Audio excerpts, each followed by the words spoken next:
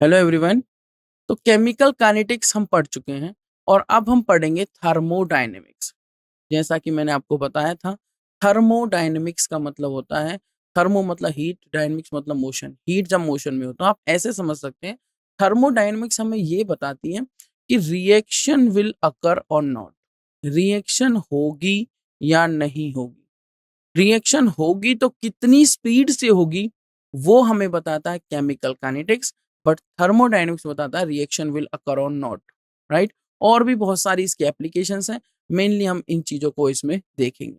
ठीक है, तो वन बाय वन हम टॉपिक्स देखते हैं, जो भी इंपॉर्टेंट होगा मैं वो आपको बताता रहूंगा। तो चलिए, सभी ने कह दिया लेट स्टार्ट, तो it's time to start now.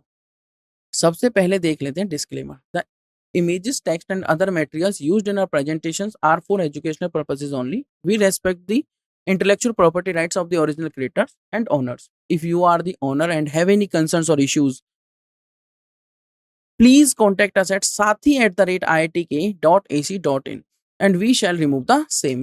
सभी लेक्चर्स में सबसे पहले मैं आपको उस एग्जाम, जो हम देख रहे हैं, एग्जाम कौन सा कर रहे हैं हम, आज डे 16 हमारा नीट 30 डेज क्रैश कोर्स का। तो उस एग्जाम में इस चैप्टर की क्या वेटेज है, क्या एनालिसिस है, वो हम देखते हैं। तो 2018 से 2024 में लगभग 11 क्वेश्चन पूछे गए हैं, मतलब एक और मैक्सिमम 2 क्वेश्चन एवरी ईयर पूछे ही जा रहे हैं। वेटेज इसके आप 3.3% ले सकते हैं अराउंड। और मैं अगर टॉपिक वाइज बताऊं आपको, तो वो भी आप देख सकते हैं। ये हमारी टॉपिक वाइज एनालिसिस है 2024 में। थर्मोडायनेमिक प्रोसेसेस, एप्लीकेशंस, एंट्रोपी, ये कॉन्सेप्ट क्या यूज हुआ। Types of thermodynamic processes, isothermal reversible, work और चेंज इन एंट्रोपी। यहां से क्वेश्चन आया, 3 क्वेश्चन थे, इजी, एवरेज और एक क्वेश्चन डिफिकल्ट था। देखो डिफिकल्टी लेवल बहुत कम है। क्यों है डिफिकल्टी लेवल कम? क्योंकि हमें कॉन्सेप्ट आता है। तो मैं चाहता हूं कि वो डिफिकल्ट क्वेश्चन भी ना छूटे, क्वेश्चन बहुत अच्छे से हम कॉन्सेप्ट को समझें, ताकि कोई भी क्वेश्चन ना छूटे। अच्छा, मैं हर एग्जाम में यही टेक्निक हमें यूज करनी रहती है, और एग्जाम टू एग्जाम भी डिपेंड करता है कि वो सब्जेक्टिव है, ऑब्जेक्टिव है या कैसा एग्जाम है। बट मैं आपसे यही कहूंगा कि हमारी स्ट्रेटजी बेस्ट होनी चाहिए एग्जाम को अटेम्प्ट करने की। हमें क्या करना है, सारी टेक्निक्स का यूज करते हुए चलना है। ऐसा नहीं कि कोई क्वेश्चन हमें आता है फिर भी हम उसे सॉल्व कर रहे हैं, हमें आंसर देखते ही पता लग गया फिर भी हम उसे सॉल्व कर रहे हैं, तो ऐसा नहीं होना चाहिए। Time saving technique, options, elimination का यूज करना है। सारी टेक्निक्स का यूज करते हुए आपको क्वेश्चंस को सॉल्व करना है। सो चलिए नेक्स्ट देखते हैं। 2023 में एप्लीकेशन से क्वेश्चन आया, एंथैल्पी। एक क्वेश्चन था, इजी था। 2022 में first law and basic fundamental से क्वेश्चन आया। वो बेसिक फंडामेंटल कौन से हैं वो भी हम कवर करेंगे एवरीवन। प्रेशर वॉल्यूम कर्व से क्वेश्चन आया, एंथैल्पी ऑफ फॉर्मेशन। एक क्वेश्चन था, इजी था। 2021 में एंट्रोपी एंड सेकंड लॉ से क्वेश्चन आया।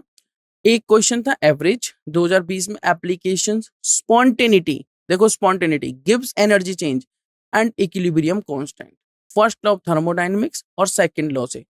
2 क्वेश्चन थे, एवरेज थे। 2019 में भी सेम आप टॉपिक्स देख सकते हैं। रिवर्सिबल आइसोथर्मल एक्सपेंशन से क्वेश्चन था, 2 क्वेश्चन थे, एवरेज थे। 2018 में रिएक्शन एंथैल्पी से क्वेश्चन आया, डेल्टा एच से रिलेटेड था, डेल्टा एच फॉर्मेशन से। एक क्वेश्चन था, डिफिकल्ट था। डिफिकल्ट क्या, वो उसमें न्यूमेरिकल टाइप का था, तो वो हम डिस्कस करेंगे सारी चीजें। पहले थ्योरी को अच्छे से समझ लेते हैं और फिर हम चलेंगे हमारे डीपीपी और पीवाईक्यूज को अटेम्प्ट करने के लिए। तो मैं सभी से यही रिक्वेस्ट करूंगा, इन द मीन टाइम मैं थ्योरी समझा रहा हूँ, आप बीच में जाकर एक बार ओपन कर सकते हैं वो पेज, और उस पेज तक पहुंच जाइए जहां पर डीपीपी और पीवाईक्यूज के आइकन बने हुए हैं। ओके, जहां पर theory, DPP, PYQs and theory, DPP, PYQs and क्या है, नोट्स। हर्ष, मैं आपसे ये रिक्वेस्ट करूंगा, एक कॉन्टैक्ट नंबर आपको प्रोवाइड किया जाता है, you can go to that contact number, आप उस पर कॉन्टैक्ट कर सकते हैं एंड वहां से आपको गाइडेंस मिल जाएगी कि किस तरीके से डीपीपी लिंक ओपन करनी है। फिर भी मैं आपको बता देता हूँ, आप गूगल पर साथी टाइप करिए, साथी टाइप करने के बाद सबसे पहली जो साइट आएगी उसको ओपन करिए, देन एनरोल करिए फॉर नीट 2025 का जो कोर्स चल रहा है बाइलिंगुअल वाला, उसमें साइन इन करिए, अपने क्रेडेंशियल्स एंटर करिए एंड देन आपके सामने पेज आ जाएगा। फिर भी नो प्रॉब्लम, जब हम स्टार्ट करेंगे उससे पहले मैं आपको स्टार्ट करके दिखाऊंगा, नो प्रॉब्लम, ठीक है। जब हम स्टार्ट करेंगे उससे पहले 1 या 2 मिनट मैं आपको दूंगा स्टार्ट करने के लिए। Okay, thank you so much for these comments. Really मैं आपको अप्रिशिएट करूंगा अगर आप एग्जाम क्रैक कर लेते हैं, एंड डेफिनेटली ये सारी मेहनत सिर्फ आप लोगों के लिए है, इतना वर्क हार्ड सिर्फ आपके लिए। ओके एवरीवन, सो आपको भी उतना ही वर्क हार्ड करना है ताकि आपके एग्जाम में अच्छा स्कोर आ जाए। So let's begin. देखो इंट्रोडक्शन में कुछ नहीं है, क्या है कि हमारी वेरियस फॉर्म्स ऑफ एनर्जी हैं जो इंटर रिलेट करती हैं एंड अंडर सर्टेन कंडीशंस ये ट्रांसफॉर्म हो जाती हैं एक फॉर्म से दूसरी फॉर्म में। ये आप सभी को पता है कि क्या होता है। ये आप सभी को पता है कि जो एनर्जी है it can not be created nor be destroyed, सिर्फ हम ट्रांसफॉर्म कर सकते हैं एक फॉर्म से दूसरी फॉर्म में। आप अभी मैं बोल रहा हूं तो इसका मतलब क्या है, मेरे अंदर जो एनर्जी है वो साउंड एनर्जी में कन्वर्ट हो रही है। मुझे मान लीजिए स्वेटिंग हो रही है तो वो हीट एनर्जी बाहर निकल रही है। तो इस तरीके से आप चीजों को समझ सकते हैं। एनर्जी सिर्फ ट्रांसफॉर्म होती है। The laws of thermodynamics deal करते हैं with energy changes of macroscopic system. ध्यान रखना इंपॉर्टेंट वर्ड है macroscopic system, involving a large number of molecules rather than microscopic. तो ये माइक्रोस्कोपिक पे डील नहीं करती थर्मोडायनेमिक्स, मैक्रोस्कोपिक पे डील करती है। माइक्रोस्कोपिक मतलब छोटे लेवल पर, मैक्रो मतलब बड़े लेवल पर। Laws of thermodynamics apply only when a system is in equilibrium or moves from one equilibrium state to another equilibrium। मतलब होना चाहिए इक्विलिब्रियम में और एक स्टेट से दूसरी स्टेट में जा रहा हो बेशक। ठीक है एवरीवन। अब आती है कुछ थर्मोडायनेमिक्स इंपोर्टेंट टर्म। थर्मोडायनेमिक की कुछ इंपोर्टेंट टर्म्स देखिए। सिस्टम, सराउंडिंग, और सिस्टम और सराउंडिंग मिलकर हमें क्या देंगे, यूनिवर्स। तो आप ऐसे समझिए, मान लीजिए अभी मैं आपको पढ़ा रहा हूं तो जो जो चीजें मैं यूज कर रहा हूं वो सिस्टम हो गया। उसके अलावा जो भी चीजें exclude the system, just exclude the system. और यूनिवर्स में जो भी चीजें हैं एक्सक्लूड द सिस्टम, उसके अलावा यूनिवर्स में जो भी चीजें हैं वो हमारा क्या होगी, सराउंडिंग। और सिस्टम और सराउंडिंग मिलके क्या दे रहे हैं, यूनिवर्स। तो ये तो बहुत बड़ी बात नहीं है। तो सिस्टम इन थर्मोडायनेमिक्स को हम कैसे समझेंगे, part of universe in which observations are made and remaining universe constitutes the surrounding. जिसमें ऑब्जर्वेशंस हो रही हैं, जो पार्ट अंडर कंसिडरेशन है उसको हम बोलेंगे सिस्टम, और उसके अलावा जो कुछ भी है उसको हम बोलेंगे सराउंडिंग। सिस्टम एंड सराउंडिंग दोनों मिलके क्या बनाते हैं, सिस्टम एंड सराउंडिंग दोनों मिलके बनाते हैं यूनिवर्स टुगेदर। अच्छा, एक वॉल फिर भी हम समझेंगे, ये इमेजनरी समझिए इसको। The wall that separates the system from the surrounding उसे हम बाउंड्री कहेंगे। एक इमेजनरी वॉल समझिए, इमेजनरी वॉल एक तरफ सिस्टम और एक तरफ सराउंडिंग, एक तरफ सिस्टम और एक तरफ सराउंडिंग। अब सिस्टम को ना कुछ टाइप्स में कैटेगराइज किया गया है। आप कौन कौन से टाइप में कैटेगराइज करेंगे, ओपन सिस्टम, क्लोज सिस्टम और आइसोलेटेड सिस्टम। मुझे तो नहीं पता कौन सा ओपन होता है, कौन सा क्लोज होता है, कौन सा आइसोलेटेड। बस मुझे ये पता है, मैंने लिया, क्या लिया, मैंने एक चाय का ग्लास लिया। ठीक है, नीट 2025 के लिए रिवॉर्ड अनाउंसमेंट भी है और हम बहुत ज़्यादा एक्साइटेड हैं इस अनाउंसमेंट को करने के लिए। आप इतने टारगेट मार्क्स अचीव करिए और अमेजोन के कूपन्स अवेलेबल आपको अर्न करिए। ठीक है, तो आप देख सकते हैं 700 प्लस के लिए 5000 का कूपन है, 680 से 699 के लिए 1500 का कूपन है, और 660 से 679 679 मार्क्स जिसके आते हैं इस रेंज में 1000 रुपये का कूपन है। कुछ एलिजिबिलिटी क्राइटेरिया है वो आप रीड कर सकते हैं। और मैं फिर से वही कहना चाहूंगा, अगर आपका साथी अकाउंट नहीं है अभी तक तो रजिस्टर करिए इस लिंक पर जाकर, और कोई भी हेल्प चाहिए तो आप यहाँ पर जा सकते हैं। इसके अलावा for more updates you can join the साथी चैनल। ओके एवरीवन, साथी व्हाट्सएप चैनल को ज्वाइन कर लीजिए फॉर मोर अपडेट्स। चलिए वापस आते हैं।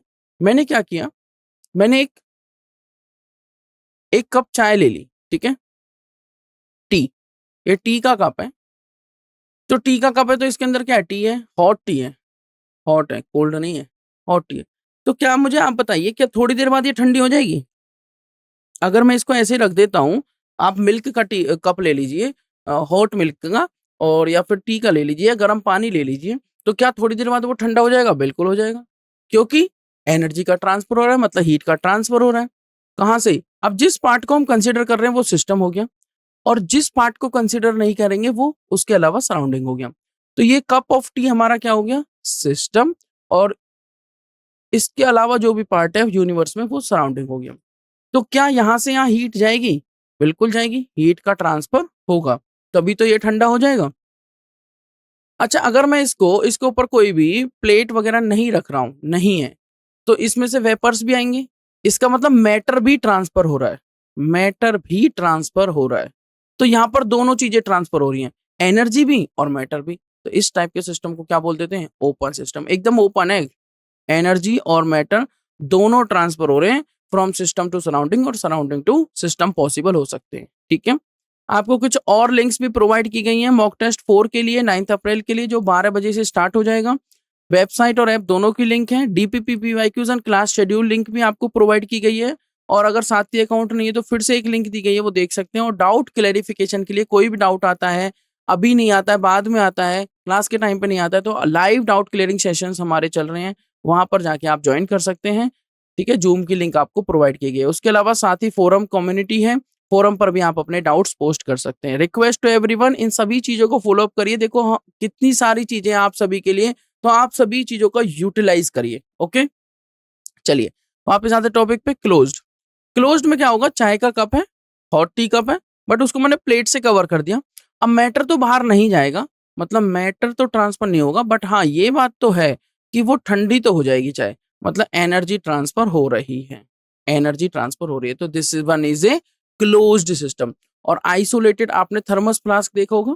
अच्छा, मैं आइडियल थर्मस फ्लास्क लेता हूँ जिसमें बिल्कुल एनर्जी ट्रांसफर ना हो। जो अभी हम डेली लाइफ में यूज करते हैं उनमें क्या है, 24 आवर्स 48 आवर्स की लिमिट रहती है, उसके बाद तो वो गर्म पानी है तो वो उस टेम्परेचर से डाउन जाएगा ही जाएगा। चलिए, तो अगर आइडियल थर्मस फ्लास्क लेते हैं तो थर्मस फ्लास्क में क्या है, अब ये थर्मस फ्लास्क है और कवर भी है थर्मस। अब क्या होगा, ना तो मैटर ट्रांसफर हो रहा है क्योंकि कवर है, और ना ही टेम्परेचर फॉल होगा या राइज होगा क्योंकि एनर्जी ट्रांसफर नहीं है। इसका मतलब ये हुआ, इस सिस्टम को हम बोलेंगे आइसोलेटेड सिस्टम, एकदम अलग सिस्टम। वन बाय वन देख लेते हैं सभी की डेफिनेशन। ओपन सिस्टम में एक्सचेंज ऑफ एनर्जी मैटर होंगे सिस्टम और सराउंडिंग के बीच में। एग्जाम्पल से आप, आई होप आप समझ गए होंगे। क्लोज्ड में no exchange of matter but exchange of energy possible होगा बिटवीन सिस्टम एंड सराउंडिंग। और आइसोलेटेड में नो एक्सचेंज ऑफ एनर्जी और matter between the system and the surrounding. तो बेसिक सी टर्म्स थी, यही फंडामेंटल्स हैं। अगर फंडामेंटल से क्वेश्चन बनेगा तो यहीं से आएंगे, कुछ और भी बातें हम पढ़ेंगे, समझते रहिए ध्यान से।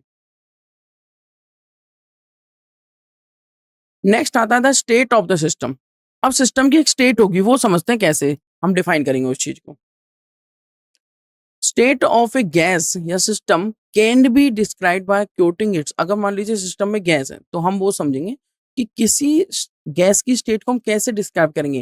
भाई उस गैस का प्रेशर क्या है, उस गैस की वॉल्यूम क्या है, टेम्परेचर क्या है, कितना अमाउंट है गैस का, एटसेट्रा एटसेट्रा, राइट।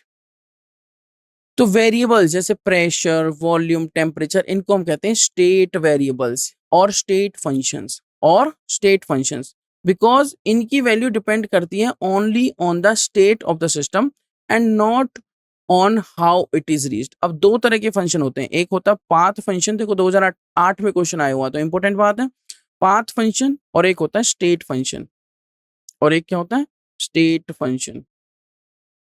बहुत ही आसान तरीके से हम इसको समझ लेंगे।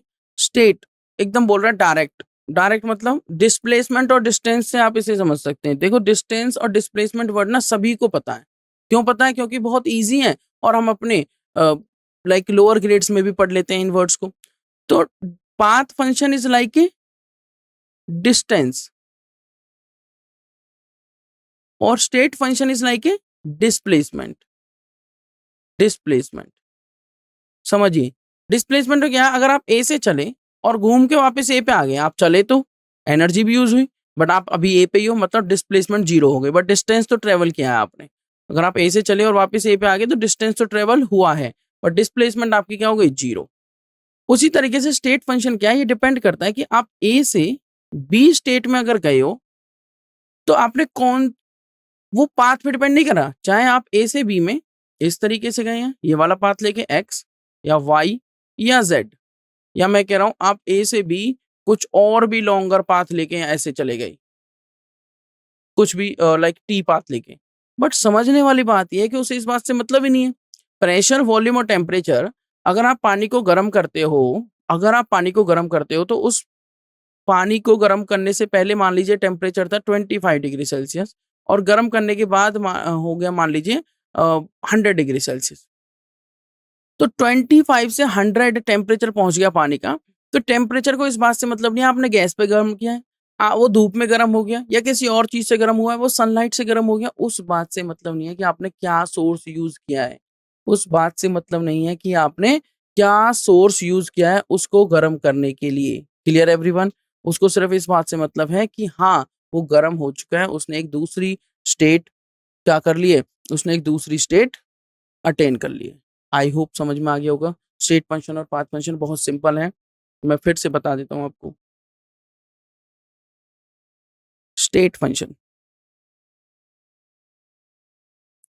जो सिर्फ इनिशियल स्टेट और फाइनल पे डिपेंड करें, पाथ पर डिपेंड ना करें, मतलब पाथ इंडिपेंडेंट। पाथ इंडिपेंडेंट उस स्टेट को अटेन करने के लिए क्या पाथ लिया गया उससे इंडिपेंडेंट है।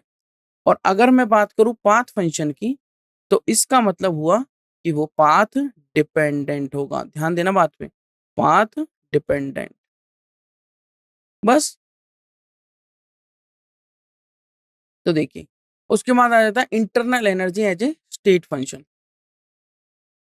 Total energy of the system में बी केमिकल, इलेक्ट्रिकल, मैकेनिकल और any other types of energy. Sum of all these is the energy of the system is called internal energy. Internal energy में सबका सम आ जाएगा, इसको यू से denote करेंगे। इसमें आपकी केमिकल एनर्जी भी आ जाएगी, इसमें आपकी काइनेटिक एनर्जी भी आ जाएगी, इसमें आपकी पोटेंशियल एनर्जी भी आ जाएगी, इसमें आपकी कोई थर्मल एनर्जी वो भी आ जाएगी, तो इसमें आपकी इलेक्ट्रिकल एनर्जी भी आ जाएगी, इसमें आपकी मैकेनिकल एनर्जी भी आ जाएगी और एटसेट्रा जो भी एनर्जी है वो टोटल मिला के सिस्टम की एनर्जी को हम बोल देते हैं internal energy denoted by you. I hope आपको स्टेट फंक्शन और पाथ फंक्शन समझ में आ गए होंगे। तो पाथ फंक्शन और स्टेट फंक्शन, जैसे डब्लू वर्क डन आपका पाथ फंक्शन है, क्यू हीट पाथ फंक्शन है। कैसे पता लगा ये पाथ फंक्शन है? आप इसको ऐसे समझ सकते हैं, ध्यान से समझिए। मान लीजिए आपको फर्स्ट फ्लोर, ये फर्स्ट फ्लोर है और आपको जाना है 10th फ्लोर पे। अब दो तरीके जाने के, you can use the stairs, ये तो स्टेयर्स हो गई, और you can use the lift. Lift तो आप बताइए कौन से केस में ज्यादा मेहनत लगेगी, कौन से केस में ज्यादा एनर्जी यूज होगी, कौन से केस में एक तरीके से ज्यादा काम करना पड़ेगा आपको? लिफ्ट और स्टेयर्स, कौन से केस में ज्यादा काम करना पड़ेगा, लिफ्ट और स्टेयर्स? डेफिनेटली स्टेयर्स वाले केस में ज्यादा मेहनत लगेगी, स्टेयर्स वाले केस में ज्यादा काम करना पड़ेगा, स्टेयर्स। तो हुआ क्या, आपने वर्क तो किया दोनों केसेस में, लिफ्ट में भी आपने बटन दबाया है किया, और यहां तक आप पहुंच गए, यहां तक आप पहुंच गए। तो यहां तक पहुंचने में आपने स्टेयर्स के केस में ज्यादा काम किया और लिफ्ट के केस में कम। तो डब्ल्यू क्या हो गया, ये पाथ फंक्शन हो गया, जो डिपेंड कर रहा है, किस पे डिपेंड कर रहा है? डब्ल्यू डिपेंड कर रहा है कि किस तरीके से आपने वो इनिशियल और फाइनल स्टेट अटेन की। ठीक है, तो डब्ल्यू क्यू सी आपके क्या होते हैं, पाथ फंक्शन, और बाकी आप देख सकते हैं पी वी टी, ये सभी क्या है, स्टेट फंक्शंस। नेक्स्ट आता है वर्क। वर्क है क्या, समझिए 2024 में क्वेश्चन आया, इंपॉर्टेंट बात है। एडियाबैटिक प्रोसेस एक प्रोसेस होती है जिसमें कोई ट्रांसफर ऑफ हीट नहीं होता between the system and surrounding. ये 2024 का यहाँ से क्वेश्चन आया। मतलब इसमें क्या होता है, हीट ट्रांसफर नहीं होता एडियाबैटिक के केस में, तो डेल्टा क्यू इसका क्या हो जाता है, जीरो हो जाता है। जैसे आइसोबारिक होती है, आइसोबारिक मतलब उसमें प्रेशर कोई चेंज नहीं होता, तो डेल्टा पी जीरो हो जाता है आइसोबारिक में। आइसोकोरिक, आइसोकोरिक अगर है तो डेल्टा वी जीरो हो जाता है। और अगर आइसोथर्मल है तो थर्मल मतलब हीट, हीट मतलब टेम्परेचर, तो डेल्टा टी जीरो हो जाता है। ये चीजें पता होनी चाहिए। और अगर एडियाबैटिक है तो एडियाबैटिक के केस में एडियाबैटिक के केस में आपका क्या जीरो हो जाता है, एडियाबैटिक के केस में आपका डेल्टा क्यू जीरो हो जाता है। तो there is no transfer of heat between the system and surrounding. 2024 में क्वेश्चन बनाया यहाँ से। Internal energy U of the system state function है। उसके अलावा by convention of IUPAC, international union of pure and applied chemistry, in chemical thermodynamics, W adiabatic, ध्यान रखना W adiabatic को हम क्या लेंगे, पॉजिटिव लेंगे, when work is done on the system and the internal energy of the system increases. देखो जब work system करे, जब वर्क सिस्टम पर होगा तो मतलब सिस्टम को एनर्जी यूज नहीं कर रहा है, ऐसे याद रखिए। तो वर्क डन क्या होगा उस टाइम पे? पॉजिटिव। अगर सिस्टम को वर्क करना पड़ेगा तो वर्क डन हो जाएगा नेगेटिव। तो W idea is positive when work is done on the system and internal energy of the system क्या रहेगी? इंक्रीज करेगी। अगर वर्क सिस्टम के द्वारा किया जाए तो डेफिनेटली डब्ल्यू आइडिया क्या होगा? नेगेटिव होगा एंड इंटरनल एनर्जी इस केस में क्या होगी? डिक्रीज होगी। तो ये तो दो इंपॉर्टेंट पॉइंट है जो आपको नोट डाउन करने हैं। डब्ल्यू आइडिया पॉजिटिव होगा जब वर्क सिस्टम पर होगा, और जब सिस्टम वर्क करेगा तो डब्ल्यू आइडिया नेगेटिव होगा। जब सिस्टम वर्क करेगा तो डब्ल्यू आइडिया क्या होगा? नेगेटिव। नेक्स्ट समझते हैं हीट, जिसको क्यू से डिनोट करेंगे। Q exchange of energy which is a result of temperature difference. अगर एनर्जी का एक्सचेंज होता है कहीं भी, अगर एनर्जी देते हैं या एनर्जी उससे खींचते हैं, मतलब एक्सोथर्मिक है या एंडोथर्मिक है, आप सभी जानते हैं। एक्सोथर्मिक का मतलब रिलीज ऑफ हीट और एंडोथर्मिक का मतलब बताइए क्या? Absorption of heat. तो जो क्या है? रिजल्ट ऑफ टेम्परेचर डिफरेंस, जिसे हम क्या कहते हैं? हीट।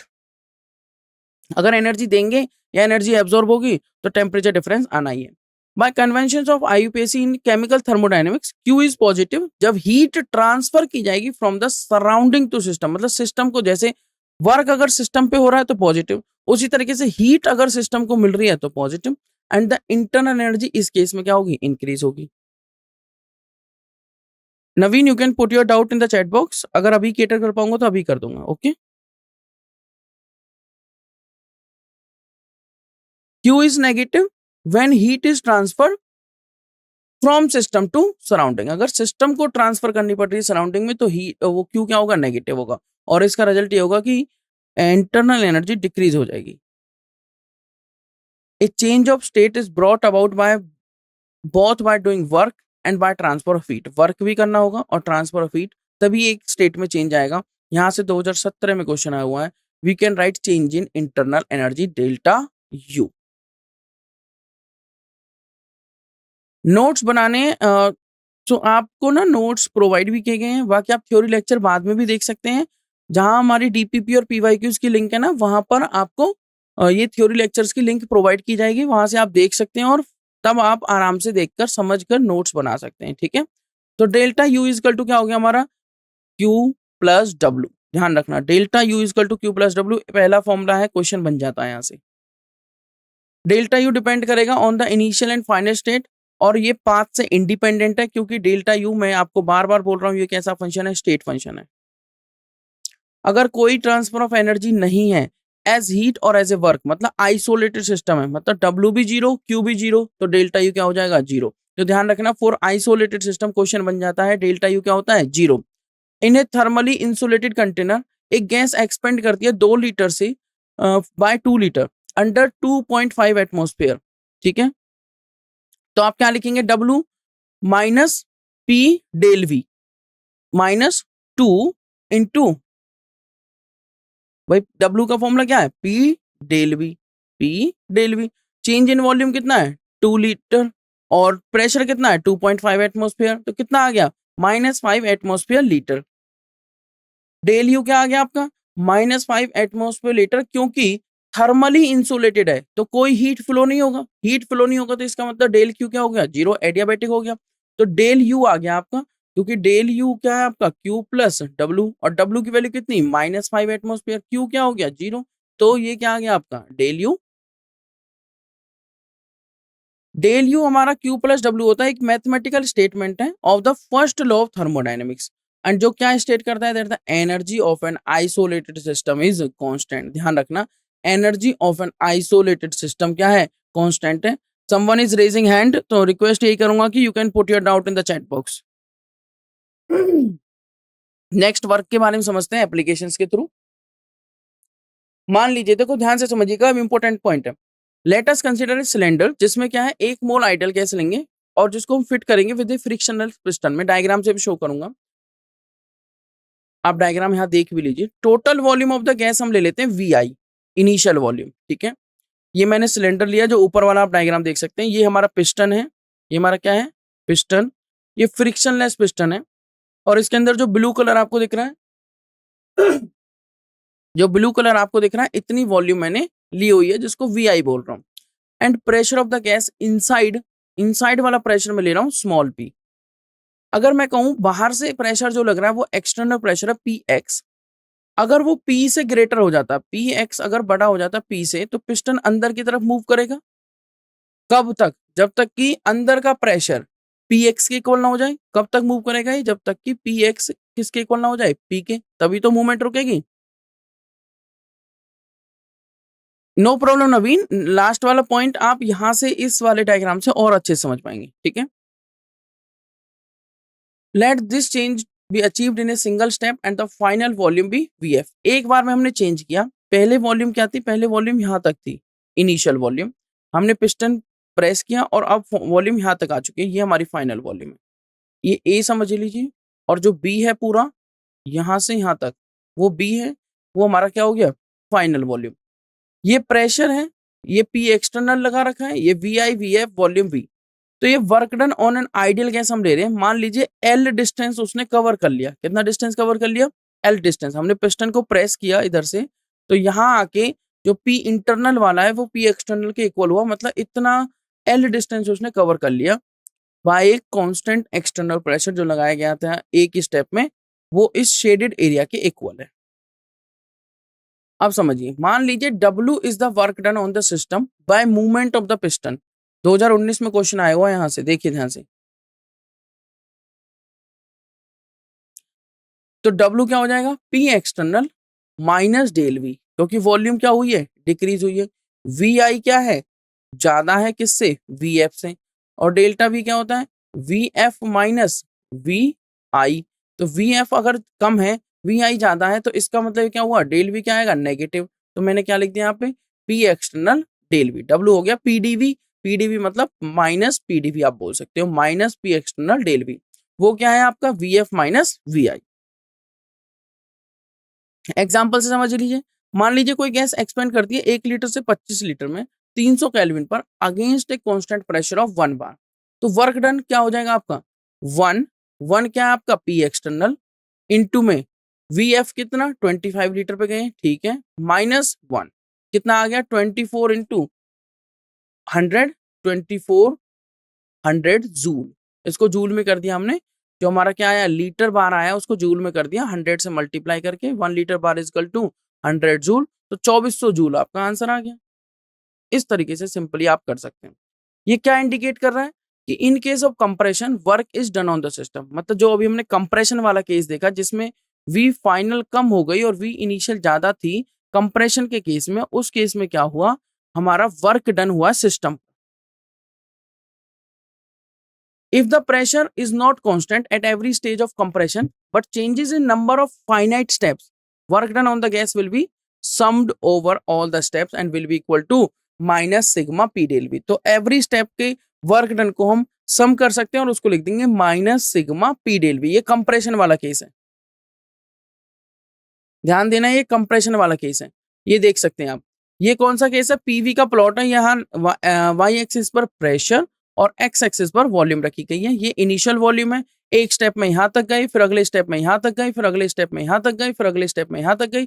प्रेशर अप्लाई करते करते हम यहां तक पहुंच चुके। तो ये नंबर ऑफ स्टेप्स में हुआ है। तो ये पीवी प्लॉट है जब प्रेशर कॉन्स्टेंट नहीं है और फाइनाइट स्टेप्स में चेंज कर रहा है धीरे धीरे। हमने पहले स्टेप में चेंज किया, फिर दूसरे स्टेप में चेंज किया, फिर तीसरे स्टेप में चेंज किया। कंप्रेशन हम कर रहे हैं इनिशियल वॉल्यूम वी से फाइनल वॉल्यूम वी। तो work done on the gas is represented by this shaded area. जो ये शेडेड एरिया उसके अकॉर्डिंग हम देख सकते हैं, जो ये एरिया है ये वाला, ठीक है।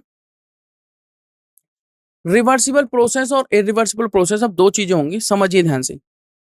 रिवर्सिबल प्रोसेस और change is said to be reversible अगर उसे रिवर्स कर सके। मतलब चेंज कुछ इस तरीके से किया जाए कि that the process could eight any moment be reversed. किसी भी मोमेंट पर हम उसे रिवर्स करते हैं बाय एन इनफाइनेटसिमल चेंज। 2022 में यहाँ से क्वेश्चन आया हुआ है। तो रिवर्सिबल में क्या है? हमने थोड़ा सा क्वेश्चन, थोड़ा सा अगर हमने चेंज किया, मान ली कंप्रेशन किया, तो इमीडिएटली हम उसको रिवर्स भी कर सकें। तो बाय एन इनफाइनेटसिमल चेंज हम उसको एट एनी मोमेंट रिवर्स कर सके, उसे हम रिवर्सिबल प्रोसेस कहेंगे। ये आप देख सकते हैं, PV plot when pressure is not constant and changes in infinite steps, reversible conditions हैं during compression from initial volume V to final volume V. ठीक है, ये आपका वर्क डन है, जो ये ग्रे कलर से शेडेड एरिया ये आप देख सकते हैं, प्रेशर वॉल्यूम का ये ग्राफ आपको दिखाया गया है। इरिवर्सिबल प्रोसेस समझिए। Process other than reversible, reversible के अलावा जो भी प्रोसेस होंगी वो सारी क्या होंगी, इरिवर्सिबल, जो फास्ट होंगी और रिवर्स नहीं किया जा सकता, एट एनी मोमेंट हम उन्हें रिवर्स नहीं कर सकते। तो हम वर्क डन पढ़ेंगे अंडर रिवर्सिबल कंडीशन। अगर प्रेशर चेंज हो रहा है ड्यूरिंग द प्रोसेस कुछ इस तरीके से कि it is always infinitely greater than the pressure of the gas, ये हमेशा उससे ग्रेटर ही रहे, then at any moment at each stage of compression आप क्या कर सकते हैं, वॉल्यूम डिक्रीज होगी, कितनी, बाय इनफाइनेटली अमाउंट, इनफाइनेटली मतलब स्मॉल अमाउंट डीवी।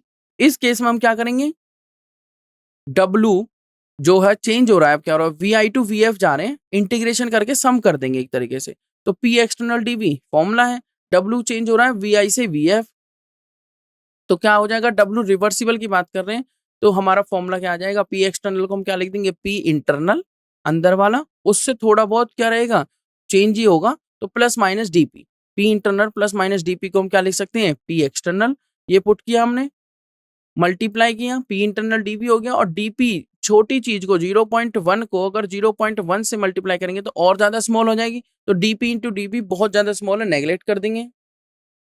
तो फॉर एन मोल इस फॉर्मूले को क्या लिख सकते हैं हम, क्योंकि हमारा एन मोल के लिए आइडियल गैस इक्वेशन होती है पीवी इक्वल टू एनआरटी, तो पी की वैल्यू आ गई एनआरटी बाय वी, यहाँ पी की वैल्यू पुट करेंगे क्योंकि गैस है ना अंदर, तो और गैस का प्रेशर है इंटरनल वाला, तो एट कांस्टेंट टेम्परेचर अगर हम बात करें मतलब आइसोथर्मल प्रोसेस है जहां पर टेम्परेचर में कोई चेंज नहीं है, तो W reversible is equal to minus V I से गए वी एफ, पी की जगह रखा एनआरटी बाई बी मतलब dV by V, nRT constant बाहर आ गया और डीवी बाई बी का इंटीग्रेशन हो जाएगा एल एन वी, और वहां पर final limit minus initial limit put करने के बाद ये फॉर्मूला बनता है आपका डब्ल्यू रिवर्सिबल का, ध्यान रखना है इंपॉर्टेंट है, क्वेश्चन बन जाता है।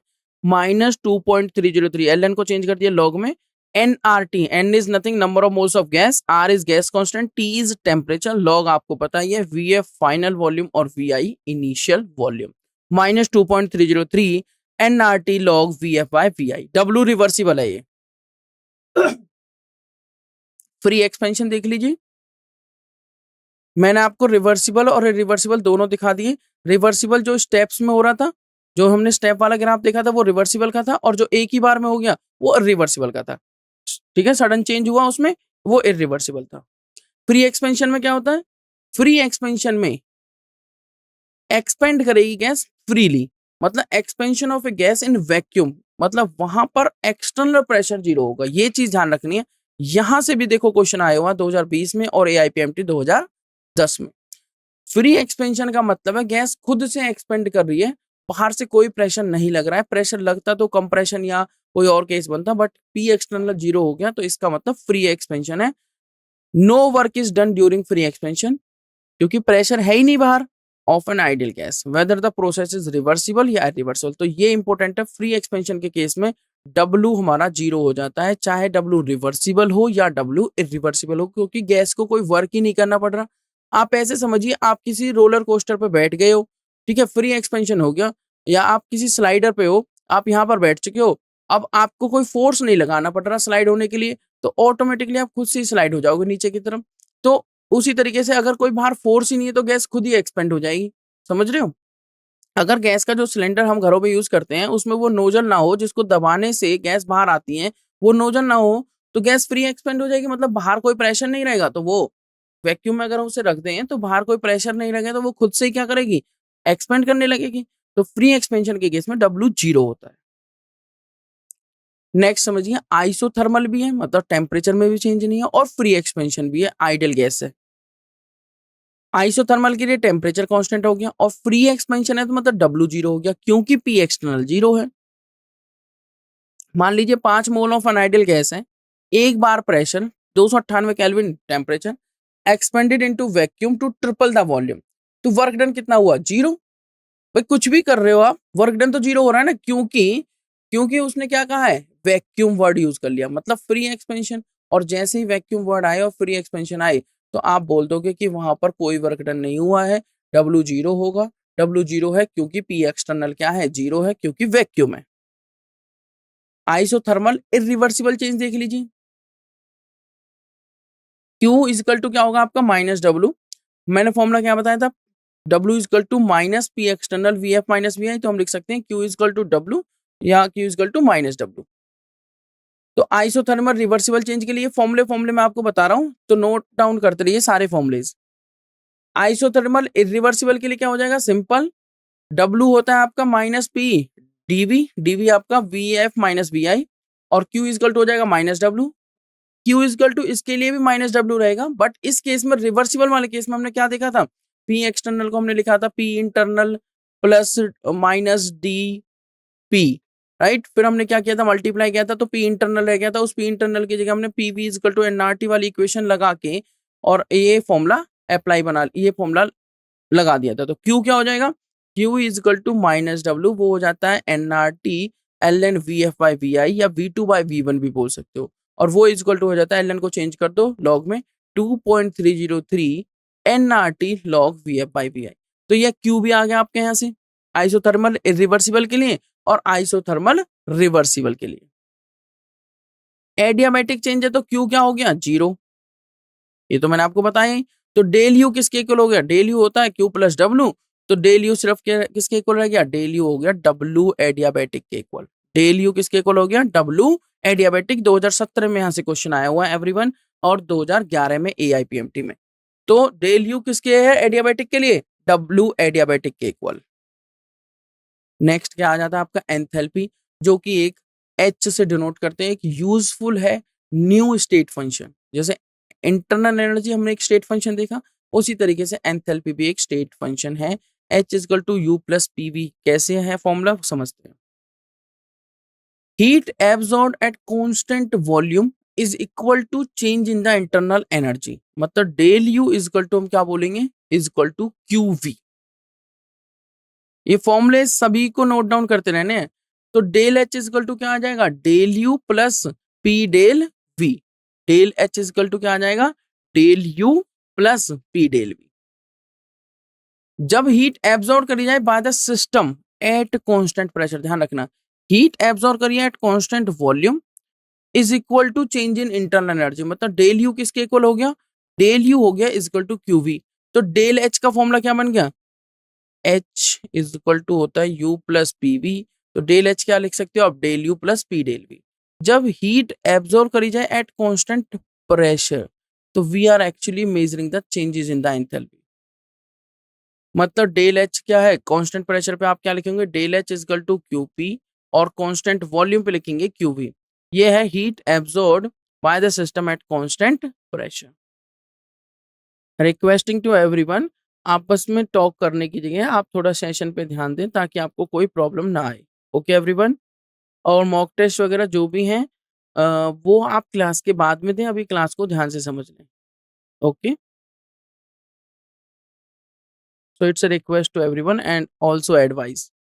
डेल्टा एच नेगेटिव रहता है, आपको पता ही है, एक्सोथर्मिक के लिए हीट रिलीज होती है इस केस में, और डेल्टा एच पॉजिटिव रहता है कब, एंडोथर्मिक के लिए, मतलब उस केस में हीट एब्जॉर्ब होती है। तो एक्सो के लिए नेगेटिव और एंडो के लिए डेल्टा एच पॉजिटिव रहेगा, क्योंकि उस केस में हीट आपकी सराउंडिंग से एब्जॉर्ब करेगा सिस्टम।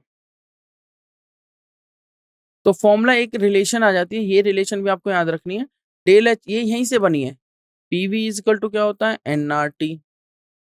एनआरटी अगर पी डेल वी लिखूं तो क्या हो जाएगा, डेल एनजी आरटी, मतलब नंबर ऑफ मोल्स से तो चेंज होंगे गैस के, अगर वॉल्यूम में नंबर ऑफ मोल्स चेंज होंगे और वॉल्यूम चेंज हमने लिख दिया, तो पी डेल वी की जगह हम क्या लिख सकते हैं, डेल एनजी आरटी। तो del H is equal to del U plus del NG RT, यहां से न्यूमेरिकल बनते हैं, इंपॉर्टेंट है। सेकंड लास्ट ईयर में क्वेश्चन आया हुआ 2023 में, मैं बार बार यही बात आपसे बोल रहा हूँ, ध्यान रखना। मैं आपको इंपॉर्टेंट फॉर्मूले लिखवाता जा रहा हूँ, उनको नोट डाउन करते रहिए सभी, ताकि आपको कोई प्रॉब्लम ना आए जब हम क्वेश्चंस अटेम्प्ट करें डीपीपी और पीवाईक्यूज के। एग्जाम्पल के लिए आप ये रिएक्शन देख लीजिए, यहाँ पर डेल एनजी कैसे निकाला, डेल एनजी क्या है, del H change in enthalpy, del U internal energy change, del ng number of moles में change, number of gaseous moles में चेंज।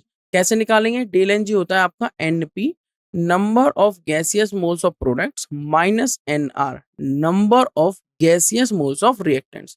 तो 2 माइनस 2 डेल एन जी क्या आ जाएगा आपका, यहाँ पर कितने हैं गैस, गैस देखना है, ध्यान रखना, ये सिंबल बड़ा जरूरी है डेल एन जी कैलकुलेट करने के लिए। ये सिंबल यहाँ पे कितना 1, यहाँ भी कितना 1, 1 प्लस 1 कितना 2, तो रिएक्टेंट वाले 2 हो गए और प्रोडक्ट वाले भी 2 हैं, तो 2 माइनस 2 0 हो गया, तो डेल एन जी क्या है 0। अगर डेल एन जी 0 हो गया तो 0 into R to R T 0, तो डेल एच किसके इक्वल आ गया, डेल यू के। तो ध्यान रखना डेल एच कब डेल यू के इक्वल होगा, ये भी क्वेश्चन आ सकता है, जब डेल एन जी 0 होगा। क्वेश्चन कैसे भी पूछ सकता है, डेल एच कब डेल यू से बड़ा होगा, डेल एच कब डेल यू से छोटा होगा, ये भी पूछा जा सकता है। कब, डेल मैं किसको बोल रहा हूँ, डेल्टा को, डेल्टा को शॉर्ट में क्या बोल देते हैं, डेल। ठीक है, अच्छा समझिए, डेल एन जी निकाल देंगे आप। डेल एन जी अगर मान लीजिए पॉजिटिव हुआ, ग्रेटर देन 1 हुआ, ग्रेटर देन 1 मतलब पॉजिटिव हुआ, पॉजिटिव होगा तो आप क्या कहेंगे, 1 या 1 से ज्यादा अगर हुआ तो इसका मतलब ये वैल्यू आएगी कुछ। अगर मान लीजिए 1 ही हुआ तो डेल एच क्या आएगा, del U plus R T, मतलब डेल यू में कुछ एडिशन हो रहा है तब डेल एच बन रहा है। इसका मतलब क्या हुआ कि डेल एच में से कुछ घटाएंगे तब डेल यू आएगा, मतलब डेल एच क्या हो गया, बड़ा हो गया किससे, डेल यू से। समझ रहे हो, अगर डेल जी क्या हो गया, डेल एन जी नेगेटिव हो गया, नेगेटिव आया मान लो, तो हम क्या कर रहे हैं, डेल एच छोटा हो जाएगा डेल यू से। तो इस रिलेशन को याद रखना है। एक्सटेंसिव और इंटेंसिव प्रॉपर्टीज आ जाती है, फिर ये फंडामेंटल चल रहे हैं, इंपॉर्टेंट बातें हैं। एक्सटेंसिव प्रॉपर्टी क्या है, जिसकी वैल्यू डिपेंड करे सिर्फ क्वांटिटी पे। इसको जैसे हमने कल नंबर, जैसे हमने कॉलिगेटिव प्रॉपर्टीज देखे थे, जो नंबर पे डिपेंड करे, क्वांटिटी पे डिपेंड करे। जिससे ये मतलब नहीं कि चीज क्या है, क्वांटिटी 10 पेन है या 10 पेंसिल है या 10 कार्डबोर्ड है, कोई मतलब नहीं, क्वांटिटी से मतलब है 10 है ना बस। Which depends on the quantity और size of matter present in the system.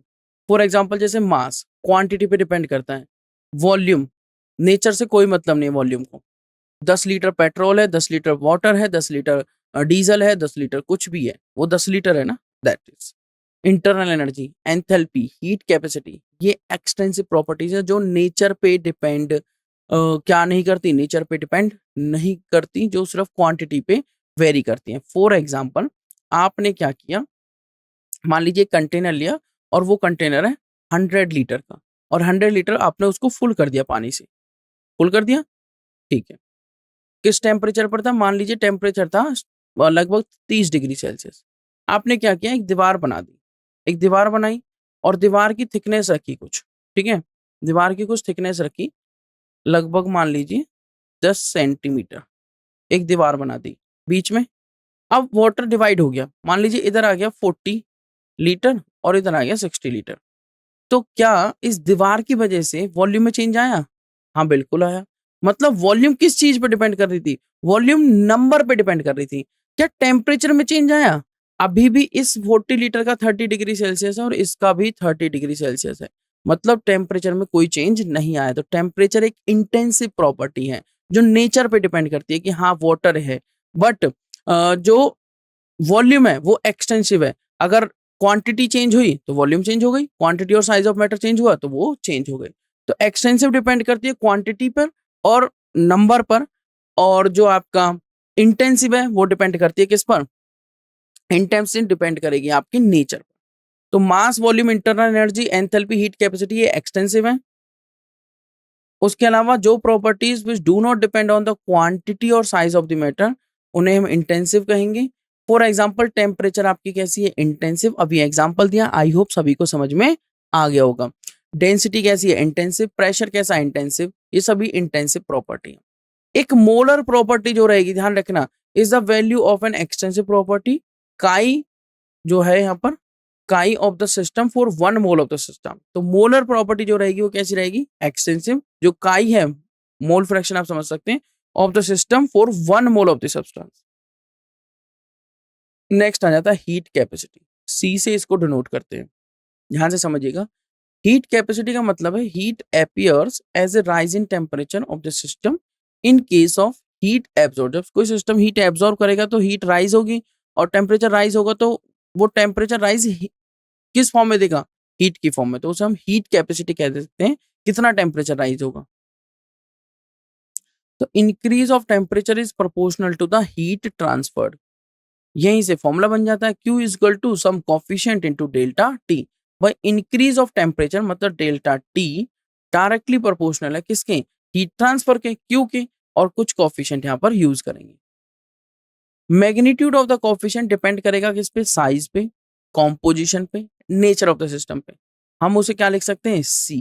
तो Q इज इक्वल टू क्या आ गया आपका, सी डेल्टा टी। ये सी क्या है, ये सी डिपेंड कर रहा है साइज पे, कॉम्पोजिशन पे और नेचर ऑफ द सिस्टम पे, जिसको हम कहते हैं हीट कैपेसिटी। क्या कहते हैं इसको, हीट कैपेसिटी। बहुत ज्यादा हम डिटेल में नहीं जा रहे हैं, मैं एक ओवरव्यू लेता हुआ चल रहा हूँ, बट इंपॉर्टेंट पॉइंट्स को कवर कर रहा हूँ। ठीक है एवरीवन, तो मैं सभी से ये रिक्वेस्ट करूंगा कि आप सभी इन इंपॉर्टेंट पॉइंट्स को नोट डाउन करते रहिए अगर आपको नोट डाउन करना है तो। ठीक है, तो कोफिशिएंट जो सी है वो उसे हम क्या कहेंगे, हीट कैपेसिटी। अब आ जाता है मोलर हीट कैपेसिटी एक मोल के लिए, सीएम सी बाय एन। एक मोल के लिए तो नंबर ऑफ मोल से डिवाइड कर दीजिए। मान ली हीट कैपेसिटी 10 मोल की सी है, तो उसको अगर हमने 10 मोल है तो 10 से डिवाइड कर दिया तो क्या आ गया हमारा, Cm molar heat capacity. It is the heat capacity for 1 mole of substance and is the quantity of heat. समझिए ध्यान से, क्या है ये, कैसे डिफाइन करेंगे, it is the quantity of heat needed, क्यों, to raise the temperature of 1 mole, कितना, बाय 1 डिग्री सेल्सियस और 1 केल्विन। उसे हम क्या कह देते हैं, molar heat capacity. Specific heat की अगर बात करें, स्पेसिफिक हीट इसे हम ऑल्सो क्या कह देते हैं, स्पेसिफिक हीट कैपेसिटी। ये क्या है, heat required to raise the temperature of 1 unit mass of a substance, कितना, बाय 1 डिग्री सेल्सियस। अगर 1 मोल की हीट को रेज करने के लिए जो हीट रिक्वायर्ड हो वो मोलर हीट कैपेसिटी, और 1 यूनिट मास को रेज करने के लिए जो हीट रिक्वायर्ड हो बाय 1 डिग्री सेल्सियस या 1 केल्विन, उसे हम कहते हैं स्पेसिफिक हीट कैपेसिटी। तो क्यू आ जाता है C S into M into delta T. C S into M, M is the unit mass, Q is equal to C S coefficient into M into delta T. Formula है, ध्यान रखना। आप इसको सी delta T भी लिख सकते हो। ये सी क्या है, स्पेसिफिक हीट कैपेसिटी, जो है हमारा सी एस इंटू एम के इक्वल। किसके इक्वल है, सी एस इंटू एम के equal. Delta T is change in temperature. Formulas note down करते रहिए। अब एक आता है CP heat capacity at constant pressure, और एक आता है CV heat capacity at constant volume. यहां से भी क्वेश्चन बनता है और ये रिलेशन ही पूछ ली जाती है डायरेक्ट। तो ये रिलेशनशिप याद रखनी। क्या है relationship, reply in the chat box everyone. क्या है ये रिलेशनशिप, देखते हैं सीपी सीवी के रिलेशनशिप किसको पता है। सीपी सीवी की रिलेशनशिप किस किस को पता है, देखते हैं। Cp heat capacity at constant pressure और Cv heat capacity at constant volume. तो रिलेशन क्या है, Cp minus CV is equal to R. Relation note करिए, Cp minus CV is equal to R. Cp आपको मैंने बता दिया, very good, reply in the chat box. R आपका gas constant होता है। 2021 में क्वेश्चन आया हुआ है। At constant volume heat capacity, C को हम डिनोट करेंगे Cv और कांस्टेंट प्रेशर पर Cp। तो Cp minus CV is equal to क्या बन जाता है आपका R. R is nothing that is gas constant. R क्या है आपका, गैस कांस्टेंट। रिलेशनशिप इंपॉर्टेंट है। नेक्स्ट आ जाता है एंथैल्पी चेंज ऑफ रिएक्शन, मतलब डेल्टा आर एच समझ लेते हैं।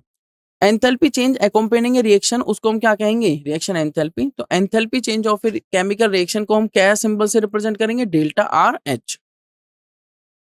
डेल्टा आर एच का फॉर्मूला नोट डाउन कर लीजिए, क्वेश्चन करेंगे हम इससे। डेल्टा आर एच होगा हम sum of enthalpies of products minus sum of enthalpies of reactants. Formula ऐसे लिख सकते हैं, सिग्मा जितने भी रिएक्टेंट्स हैं, I A I H products और minus sigma B I H reactants. ठीक है, तो प्रोडक्ट माइनस रिएक्टेंट करके हम क्या निकाल सकते हैं, delta R H. Example H2 gas plus Br2 gas gives 2H Br gas. तो बॉन्ड एनर्जीज HH Br और HBr की हमें दे रखी हैं कुछ ये वैल्यूज रेस्पेक्टिवली। तो डेल्टा H अगर हम देखें, डेल्टा H नॉट या delta R H for this reaction, तो क्या होगा, 2 इंटू 364। 364 मतलब HBr फॉर्म हुआ है, तो प्रोडक्ट की कितने हैं, 2। तो 2 AI की जगह क्या आएगा, 2 इंटू डेल्टा H क्या है प्रोडक्ट्स का, वो दे रखा हमें 364। भाई इसके प्रोडक्ट के जो बॉन्ड बने हैं उस टाइम पे जो एनर्जी रिलीज हुई है वो कितनी है, 364। तो 2 इंटू 364 माइनस, माइनस क्या करना है आपको, जो रिएक्टेंट्स हैं, रिएक्टेंट्स के बॉन्ड ब्रेक डाउन हो रहे हैं, तो कितनी एनर्जी यूज हो रही होगी, 433 4 हो रही है HH के लिए, और Br के लिए 192। तो इनको सब हमने किया तो कितना आ गया, 103 किलो जूल पर मोल। तो इस रिएक्शन का एंथैल्पी चेंज आ गया 103 किलो जूल पर मोल। जहां ए और बी रिप्रेजेंट कर रहे हैं coefficients of the products and reactants in the balanced equation. 2020-2018 में इस टाइप का क्वेश्चन पूछा गया है। मैं आपको दिखाऊंगा और कराऊंगा कैसे करते हैं इसको। एग्जाम्पल मैंने दे दिया। स्टैंडर्ड एंथैल्पी अगर देखनी है तो स्टैंडर्ड एंथैल्पी होती है स्टैंडर्ड कंडीशंस में, मतलब एट 25 डिग्री सेल्सियस और 1 एटमॉस्फेरिक प्रेशर, स्टैंडर्ड टेम्परेचर और स्टैंडर्ड प्रेशर पर। It is enthalpy change for a reaction when all the participating substances are in their standard states. अब ये भी ध्यान रखना, standard state of a substance कब होती है? At specified temperature is its pure form at 1 bar. Next आ जाता है enthalpy change during phase transformation, solid to liquid, liquid to gas. Enthalpy change that accompany like melting of 1 mole of a solid substance in a standard state। Standard state से मतलब समझ गए 1 atmosphere pressure और 25 degree Celsius temperature, उसे हम कहेंगे standard enthalpy of fusion, क्योंकि melting हो रहा है। और या फिर आप उसे कह सकते हो molar enthalpy of fusion, denote करेंगे डेल्टा फ्यूज H0 से। H2O सॉलिड से बन रहा है लिक्विड, डेल्टा फ्यूज H0 यहाँ पर 6 किलो जूल पर मोल है। Amount of heat required to vaporize 1 mole of a liquid at constant temperature under standard pressure 1 बार, उसे हम कह देते हैं स्टैंडर्ड एंथैल्पी ऑफ वेपराइजेशन या फिर मोलर एंथैल्पी ऑफ वेपराइजेशन। इससे डिनोट करते हैं डेल्टा वेप H0 से। यहाँ पर जो नोट है ये स्टैंडर्ड दिखाता है। नोट क्या दिखाता है? स्टैंडर्ड। ये क्वेश्चन आया हुआ है यहाँ से 2012-2011 में AIPMT में। लिक्विड से जा रहे गैस, तो वेपराइजेशन के लिए जो डेल्टा H0 रहेगा वो रहेगा 40.79 किलो जूल पर मोल। नेक्स्ट सब्लिमेशन समझ लेते हैं। डेल्टा सब H0 से डिनोट करेंगे change in enthalpy when 1 mole of A solid substance सब्लाइम्स at constant temperature and under standard pressure. Sublimation ना डायरेक्टली कन्वर्जन होता है सॉलिड का डायरेक्टली गैस में without passing through the liquid state. तो solid CO2 या dry ice अगर लेते हैं सब्लाइम कर जाएगा 195 केल्विन पर। इसको आप निकाल सकते हो डिग्री सेल्सियस में भी 273 में से माइनस करके 273.15 में से। तो डेल्टा सब्लिमेशन H0 आ जाएगा आपका कितना? 25.2 किलो जूल पर मोल। नेफ्थलीन भी सब्लाइम्स कर जाता है, सॉलिड आयोडीन हो गया, अमोनियम क्लोराइड हो गया। नेफ्थलीन का आप देख सकते हैं डेल्टा सब्लिमेशन जो है एंथैल्पी जो चेंज है स्टैंडर्ड एंथैल्पी ऑफ सब्लिमेशन जो है वो है आपका 73 किलो जूल पर मोल, या मोलर एंथैल्पी ऑफ सब्लिमेशन भी आप इसे कह सकते हो। ठीक है, आई होप आप समझ गए होंगे कि हम कैसे इसको समझ रहे हैं। नेक्स्ट आता है स्टैंडर्ड एंथैल्पी ऑफ फॉर्मेशन। यहां से भी क्वेश्चन आपको मिलेगा। Standard enthalpy change for the formation 2013 में क्वेश्चन आया हुआ है of 1 mole of A compounds from its elements in their most stable. ये इंपॉर्टेंट वर्ड है, इंपॉर्टेंट वर्ड है मोस्ट स्टेबल। जैसे कार्बन ग्रेफाइट में ज्यादा स्टेबल है एज डायमंड, तो द CO2 के फॉर्मेशन के टाइम पे। ठीक है, तो the standard enthalpy change for the formation of 1 mole of a compound from its elements in their most stable states of aggregation, जिसे हम क्या कह देते हैं? रेफरेंस स्टेट्स भी कह देते हैं। इसको हम कहते हैं standard molar enthalpy of formation, और इसका सिंबल होता है डेल्टा FH0। ये ध्यान रखना डेल्टा FH0 अगर वो अपनी एलिमेंटल स्टेट में, जैसे O2 अपने एलिमेंटल स्टेट में, तो वो 0 रहती है। जैसे कार्बन, जैसे O2 अपनी किसमें? एलिमेंटल स्टेट में, तो डेल्टा FH0 क्या रहेगा? 0 रहेगा। नेक्स्ट आता है थर्मोकेमिकल इक्वेशंस। थर्मोकेमिकल इक्वेशंस कुछ भी नहीं है, बैलेंस्ड केमिकल इक्वेशन रहेगी, बस डेल्टा RH को इंक्लूड कर लेंगे। बैलेंस्ड केमिकल इक्वेशन में थर्मल मतलब इस एंथैल्पी चेंज को इंक्लूड कर दिया, रिएक्शन एंथैल्पी चेंज को, तो उसे हम कह देते हैं थर्मोकेमिकल इक्वेशन। एग्जांपल आपको पता ही है जो अभी हम पीछे हमने करी थी H2O सॉलिड टू लिक्विड वाली। ठीक है, Hess law of constant heat summation ये समझ लेते हैं, ये भी इंपॉर्टेंट है। हेस लॉ क्या कहता है? हेस लॉ ये कहता है अगर कोई रिएक्शन मल्टीपल स्टेप्स में हो रही है then it's standard reaction enthalpy वो सम रहेगी इनकी standard enthalpies of the intermediate reactions. मतलब मान लीजिए A से B जा रहे हो आप डायरेक्टली, A से C, C से D और D से B जा रहे हो, तो A से B जाने में जो एंथैल्पी चेंज है वो A से C, C से D और D से B जाने के सम के इक्वल होगी, इन विच ओवरऑल रिएक्शन में be divided at the same temperature. इससे आप ये समझ सकते हैं रिएक्टेंट से प्रोडक्ट अगर आप जा रहे हो, रिएक्टेंट टू A गए delta RH1, A to B गए डेल्टा RH2, B टू 3 जाने पर डेल्टा RH3। बट रिएक्टेंट से प्रोडक्ट जाने पे जो रिएक्शन की एंथैल्पी चेंज है वो है डेल्टा आर एच। तो हेस लॉ क्या कहता है कि डेल्टा आर एच इन तीनों स्टेप्स की एंथैल्पी चेंज के इक्वल होगा। मतलब delta R H is equal to delta R H one plus delta R H two plus delta R H three.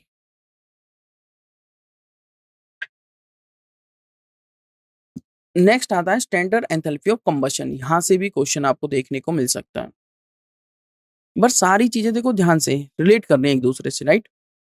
AIPMT 2015 में क्वेश्चन आया हुआ है। कैसे डिफाइन करेंगे? एंथैल्पी चेंज पर मोल या पर यूनिट अमाउंट किसका, एक सब्सटेंस का, जब वो जाए कंबशन में, and all the reactants and products being in their standard states eight specified temperature. तो कंबशन के लिए वो अपनी स्टैंडर्ड स्टेट्स में होने चाहिए। इसको थर्मोकेमिकल इक्वेशन कहते हैं। ये C4H10 कोई एल्केन लिया, एल्केन का देखिए CnH2n प्लस 2, ये कोई एल्केन है 3n प्लस 1/2 O2, इतना यूज होगा। मैं बैलेंस्ड केमिकल इक्वेशन लिख रहा हूँ, उसके लिए NCO2 plus n plus 1 H2O, ये बैलेंस्ड केमिकल इक्वेशन है किसी भी एल्केन की कंबशन की। तो C4H10 gas plus 13/2 O2 gas gives 4CO2 gas plus 5H2O liquid. तो डेल्टा जो कंबशन एंथैल्पी है, स्टैंडर्ड एंथैल्पी जो कंबशन है डेल्टा CH0 वो है -2658.0 किलो जूल पर मोल। तो आप ये समझिए कि यहाँ पर एनर्जी रिलीज हो रही है। डेल्टा एच क्या है? नेगेटिव, चाहे वो कोई सी भी डेल्टा एच है पर नेगेटिव है ना, इसका मतलब एनर्जी रिलीज हो रही है। यहाँ पर क्या हो रही है? Energy release. अगर ये पॉजिटिव वैल्यू होती तो एनर्जी एब्जॉर्ब होती, और जो कंबशन रिएक्शंस होती हैं उनमें एनर्जी रिलीज ही होती है, तो वो एक्सोथर्मिक होती है नेचर में। नेक्स्ट आ जाता है enthalpy of atomization, symbol delta A H naught. ये एंथैल्पी चेंज है जब हम एक मोल बॉन्ड्स को ब्रेक करें completely to obtain atoms in the gas phase. जैसे H2 गैस को तोड़ा और 2H गैस मिल गया, तो H दो एटम थे, कंप्लीटली ब्रेक कर दिया और दो एटम हमें हाइड्रोजन के मिल गए। तो एटमाइजेशन, एंथैल्पी ऑफ एटमाइजेशन या स्टैंडर्ड एंथैल्पी ऑफ एटमाइजेशन क्या हो गया? 435.0 किलो जूल पर मोल। कैसी वैल्यू है? पॉजिटिव, मतलब एनर्जी दी होगी, एब्जॉर्ब की एनर्जी यहाँ पर। बॉन्ड एंथैल्पी ये समझिए delta bond H0। Bond enthalpy क्या है? अमाउंट ऑफ एनर्जी जो रिक्वायर्ड होती है किसके लिए? To break 1 mole of bond और energy released when 1 mole of bond is formed. ऐसे समझ सकते हो, एक मोल बॉन्ड फॉर्म होने के लिए जो एनर्जी, एक मोल बॉन्ड ब्रेक करने के लिए जो एनर्जी रिक्वायर्ड होगी उतनी एनर्जी एग्जैक्टली आप समझ रहे रिलीज होगी जब वो मोल ऑफ बॉन्ड बनेंगे, ठीक है। तो स्टैंडर्ड एंथैल्पी ऑफ रिएक्शन जिसको डेल्टा आर एच नॉट बोलते हैं is related to bond enthalpies of the reactants and product in the gas phase reaction. किस तरीके से? इस तरीके से। जो हमारा स्टैंडर्ड एंथैल्पीज ऑफ रिएक्शन है, देखो यहाँ से क्वेश्चन आया हुआ है, 2020 में आया हुआ है और 2018 में भी आया हुआ है। डेल्टा आर एच नॉट कैसे कैलकुलेट करेंगे? बॉन्ड एंथैल्पीज रिएक्टेंट्स की माइनस बॉन्ड एंथैल्पी प्रोडक्ट्स की। अच्छा, यहाँ माइनस वर्ड इसलिए लगाया गया है, समझिए ध्यान से। प्रोडक्ट्स की जो है उस टाइम पे एनर्जी रिलीज होती है, यहाँ पर रिलीज होगी क्योंकि प्रोडक्ट्स के बॉन्ड फॉर्म हो रहे हैं। प्रोडक्ट्स के बॉन्ड क्या हो रहे हैं? फॉर्म हो रहे हैं। बॉन्ड फॉर्म होने पर एनर्जी क्या होती है? रिलीज होती है, क्योंकि स्टेबल हो रहा होगा। When 1 mole of bond is formed, तो उस टाइम पे क्या होती है? Energy release. और यहाँ पर एनर्जी की जरूरत होती है, रिक्वायर्ड है यहाँ पर, required to break 1 mole of bond. तो ये दोनों एक दूसरे क्या होती हैं एग्जैक्टली? आप ऐसे समझिए, अगर मान लीजिए कार्बन हाइड्रोजन बॉन्ड को ब्रेक करने के लिए जितनी एनर्जी चाहिएगी उतनी ही एनर्जी रिलीज होगी जब ये बॉन्ड ब्रेक होगा। तो जितनी एनर्जी इसको रिक्वायर होगी उतनी ही एनर्जी रिलीज होगी जब ये बॉन्ड फॉर्म हुआ होगा, ठीक है। तो बॉन्ड एंथैल्पी वाला इंपॉर्टेंट था, वहां से क्वेश्चन आ जाता है। उसके बाद आती है आपकी लैटिस एंथैल्पी, ये हम केमिकल बॉन्डिंग में भी पढ़ चुके हैं। लैटिस एंथैल्पी किसी आयनिक कंपाउंड की कौन सी एंथैल्पी चेंज है? Which occurs when 1 mole of an ionic compound dissociate into its ions. मान लीजिए NaCl डिसोशिएट हो रहा है अपने आयंस में गैसियस फेज में, Na positive gaseous plus Cl negative gaseous. तो इस टाइम पे जो एनर्जी इसको रिक्वायरमेंट होगी, ठीक है, या जो एंथैल्पी चेंज होगा उसे हम कहेंगे लैटिस एंथैल्पी। आप इसको ऐसे समझ सकते हैं, जैसे इसके लिए लैटिस एंथैल्पी होती है delta lattice H0 plus 788 kilo joule per mole. भाई इनको चेंज करने में और सॉलिड टू गैस ले जाने में और ब्रेक डाउन करने में, आयंस को अलग करने में एनर्जी की जरूरत है। तो पॉजिटिव है इसका डेल्टा एच, ध्यान रखना। तो ये एंडोथर्मिक टाइप का हुआ, एक्सो नहीं हुआ।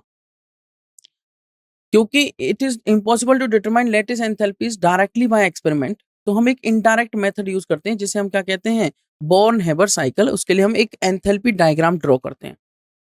जैसे NaCl वाला केस देखो, हमारे पास क्या है, हमारे पास Na solid plus half Cl2 gas है, ठीक है। तो Na सॉलिड को पहले Na गैस में कन्वर्ट किया इतनी एनर्जी प्रोवाइड करके 108.4 किलो जूल पर मोल। फिर Na गैस से मैंने क्या किया, डेल्टा IH0 मतलब आयनाइजेशन किया, इलेक्ट्रॉन रिलीज कराया। आयनाइजेशन के लिए भी एनर्जी रिक्वायर्ड होती है कितनी, इसके लिए रिक्वायर्ड है 495.6 किलो जूल पर मोल। अब हमारे पास क्या गया, Na gas, Na positive gas, sodium का कट आयन बन गया प्लस हाफ Cl2 गैस। अब इसके लिए एटोमाइजेशन देनी पड़ेगी, मतलब बॉन्ड ब्रेक करना पड़ेगा। तो इसके लिए एनर्जी देनी पड़ेगी 121 किलो जूल पर मोल। तो Na पॉजिटिव गैसियस ही रहा, और हाफ बॉन्ड, भाई जो इसकी बॉन्ड एंथैल्पी है, क्योंकि हाफ एक मोल के लिए पूरी बॉन्ड एंथैल्पी होती, और हाफ है यहाँ पर तो हाफ लेंगे। तो हाफ डेल्टा बॉन्ड H0 जो यूज हुआ है वो इसको अलग कर देगा, Cl गैस बना दिया, दो अलग अलग एटम बन गए। अब Cl गैस से क्या होगा, इलेक्ट्रॉन गेन एंथैल्पी। तो जब हम Cl में इलेक्ट्रॉन ऐड कराएंगे तो ये जल्दी से इलेक्ट्रॉन ऐड करना चाहेगा, तो मतलब एनर्जी रिलीज करेगा, तो इसकी इलेक्ट्रॉन गेन एंथैल्पी नेगेटिव होगी कितनी, -348.6 किलो जूल पर मोल। अब हमारे पास आगे दो आयंस, एक कटायन और एक अनायन। तो जब कटायन अनायन आ चुके हैं तो क्या होंगे, ये कंबाइन होंगे, तो एनर्जी फिर से क्या, डेल्टा लैटिस। आप यहाँ से समझ सकते हैं सॉलिड को ब्रेक डाउन करने में जो एनर्जी लगेगी उसको भी हम क्या कहेंगे, डेल्टा लैटिस H0, या फिर जब ये जुड़ेंगे जो एनर्जी रिलीज होगी वो भी क्या हो जाएगी, डेल्टा लैटिस H0। और Na solid plus half Cl2 gas से डेल्टा फॉर्मेशन H0 क्या हो जाएगा, यहाँ पर भी एनर्जी क्या होगी, रिलीज होगी कितनी, माइनस के 411.2 किलो जूल पर मोल, और क्या बन जाएगा, Na सॉलिड। तो ये एंथैल्पी डायग्राम है for lattice enthalpy of NaCl। और हैस लॉ का यूज करके आप डायरेक्ट इन सब की वैल्यूज को सम करके इक्वल कर सकते हैं, किसके, जो डायरेक्ट स्टेप है उससे, Na सॉलिड से जो डायरेक्ट स्टेप है Na positive gas plus Cl negative gas का। नेक्स्ट आ जाता है enthalpies of solution, delta solution H0। समझिए ध्यान से, enthalpy of solution of a substance वो क्या है, enthalpy change when 1 mole of it dissolve in a specified amount of solvent. तो कैसे समझेंगे, delta lattice H0 plus delta hydration H0, important है, यहाँ से भी क्वेश्चन पूछा जा सकता है। तो डेल्टा सॉल्यूशन क्या हो जाएगा, लैटिस प्लस हाइड्रेशन। हाइड्रेशन होते टाइम क्या होती है, एनर्जी रिलीज होती है, ठीक है। For most of the ionic compounds delta solution H0 क्या रहेगा, पॉजिटिव रहेगा, एंड द डिसोसिएशन प्रोसेस क्या रहेगी, एंडोथर्मिक है। जहां हम समझिए most of the ionic compounds के लिए डेल्टा सॉल्यूशन H0 क्या है, पॉजिटिव है, क्या है, पॉजिटिव, और जो डिसोसिएशन प्रोसेस है वो एंडोथर्मिक, मतलब एनर्जी की रिक्वायरमेंट है। देयरफॉर आप कहेंगे solubility of most salts in water increases with rise in temperature. जब हम टेम्परेचर बढ़ाते हैं तो मोस्टली सॉल्ट्स की सॉल्युबिलिटी बढ़ती है। उसके बाद आता है enthalpy of dilution. Enthalpy of dilution क्या है, heat withdrawn from the surroundings, कब, जब एडिशनल सॉल्वेंट ऐड किया जाए, किसमें, सॉल्यूशन में।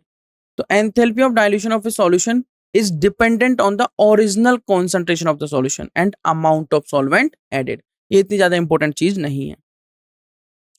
अब यहां से एक फिर से इंपॉर्टेंट बात आती है, स्पॉन्टेनिटी। स्पॉन्टेनिटी का मतलब है having the potential to proceed without the assistance of external agency, reaction खुद से ही हो जाए बाय इटसेल्फ, कोई एक्सटर्नल एजेंसी की जरूरत नहीं है। जैसे पहाड़ से पानी का गिरना खुद से हो रहा है, बट अगर वापस से पहाड़ पर भेजना है तो एक external agency like electric motor की जरूरत होगी। स्पॉन्टेनियस प्रोसेस एक इरिवर्सिबल प्रोसेस है and may only be reversed by some external agency. Entropy और स्पॉन्टेनिटी को कैसे रिलेट करेंगे, और एंट्रोपी क्या है, सिंपल डिग्री ऑफ रेंडमनेस और डिग्री ऑफ डिसऑर्डरनेस, उसको हम एंट्रोपी कहेंगे। रेंडमनेस और डिसऑर्डरनेस इन द सिस्टम, जितनी ज्यादा डिसऑर्डरनेस रहेगी in an isolated system higher is the entropy. तो नीट 2024 में यहाँ से क्वेश्चन आया हुआ, मैंने कहा था इंपॉर्टेंट बातें हैं। तो एंट्रोपी क्या मेजर करती है, डिग्री ऑफ रेंडमनेस और degree of disorderness. Delta S is related with Q and T for a reversible reaction. किस तरीके से, फॉर्मूला नोट डाउन कर लीजिए, क्वेश्चन करेंगे इस पर। Delta S is equal to Q reversible upon T. Total entropy change delta S total for the system and surrounding of a spontaneous process अगर है तो डेल्टा एस टोटल किसके equal है? Delta S system plus delta S surrounding, और total entropy क्या होगी? 0 से ज्यादा होगी। जब सिस्टम इक्विलिब्रियम में है तो एंट्रोपी मैक्सिमम रहेगी और चेंज इन एंट्रोपी 0 रहेगा, ध्यान रखना। उसके अलावा एंट्रोपी एक स्टेट फंक्शन प्रॉपर्टी है, स्टेट प्रॉपर्टी है। We can calculate the change in entropy of a reversible process. कैसे? इसके हेल्प से delta S system is equal to Q system reversible है बाय टी। नेक्स्ट आ जाता है गिब्स एनर्जी एंड स्पॉन्टेनिटी। यहां से भी क्वेश्चन बनता है। गिब्स फंक्शन होता है G is equal to H minus T S. ये रिलेट कर रहा है इसको, जहां पर जी आपकी Gibbs free energy, H enthalpy, T temperature, S entropy. Gibbs function एक एक्सटेंसिव प्रॉपर्टी है और एक स्टेट फंक्शन है। ये छोटी छोटी बातें, क्वेश्चन बन जाता है यहाँ से। ये कैसा फंक्शन है? The change in Gibbs energy for the system. यहाँ से क्वेश्चन बना हुआ है, 2021 में आया, 20 में आया, 19 में आया। तो गिब्स फंक्शन से बार बार क्वेश्चन आ रहा है, वेरी इंपॉर्टेंट बोल दूंगा मैं इसको। क्या बोल दूंगा? Very important. Delta G is equal to delta H minus T delta S लिख सकते हैं, क्योंकि टेम्परेचर तो कांस्टेंट है। तो डेल्टा जी क्या है? नेट एनर्जी अवेलेबल, किस लिए? To do useful work, and it is a measure of free energy. Delta G हमें क्या क्राइटेरिया देता है? स्पॉन्टेनिटी का क्राइटेरिया देता है। 2016 में क्वेश्चन आया हुआ है, और भी मैं बहुत सारे क्वेश्चंस आपको शो करूंगा यहाँ से। Eight constant pressure and temperature. तो क्या कंडीशन आती है? अगर डेल्टा जी हमारा लेस देन 0 है, मतलब नेगेटिव है, तो प्रोसेस स्पॉन्टेनियस। अगर ये पॉजिटिव होगा तो प्रोसेस नॉन स्पॉन्टेनियस होगी, और अगर ये इक्वल टू 0 होगा तो इसका मतलब एट इक्विलिब्रियम। ठीक है, अगर ये पॉजिटिव है तो नॉन स्पॉन्टेनियस। अब आ जाता है entropy and second law of thermodynamics. Second law of thermodynamics क्या कहता है? For an isolated system change in energy constant रहेगी। इसका मतलब increase in entropy in such system is the natural direction of spontaneous change. This is known as second law of thermodynamics. Simple है एकदम से। Isolated, for an isolated system the change in energy remains constant, therefore आप क्या कहेंगे? Increase in entropy is the natural direction of spontaneous change, and इसी को हम क्या कह देते हैं? Second law of thermodynamics.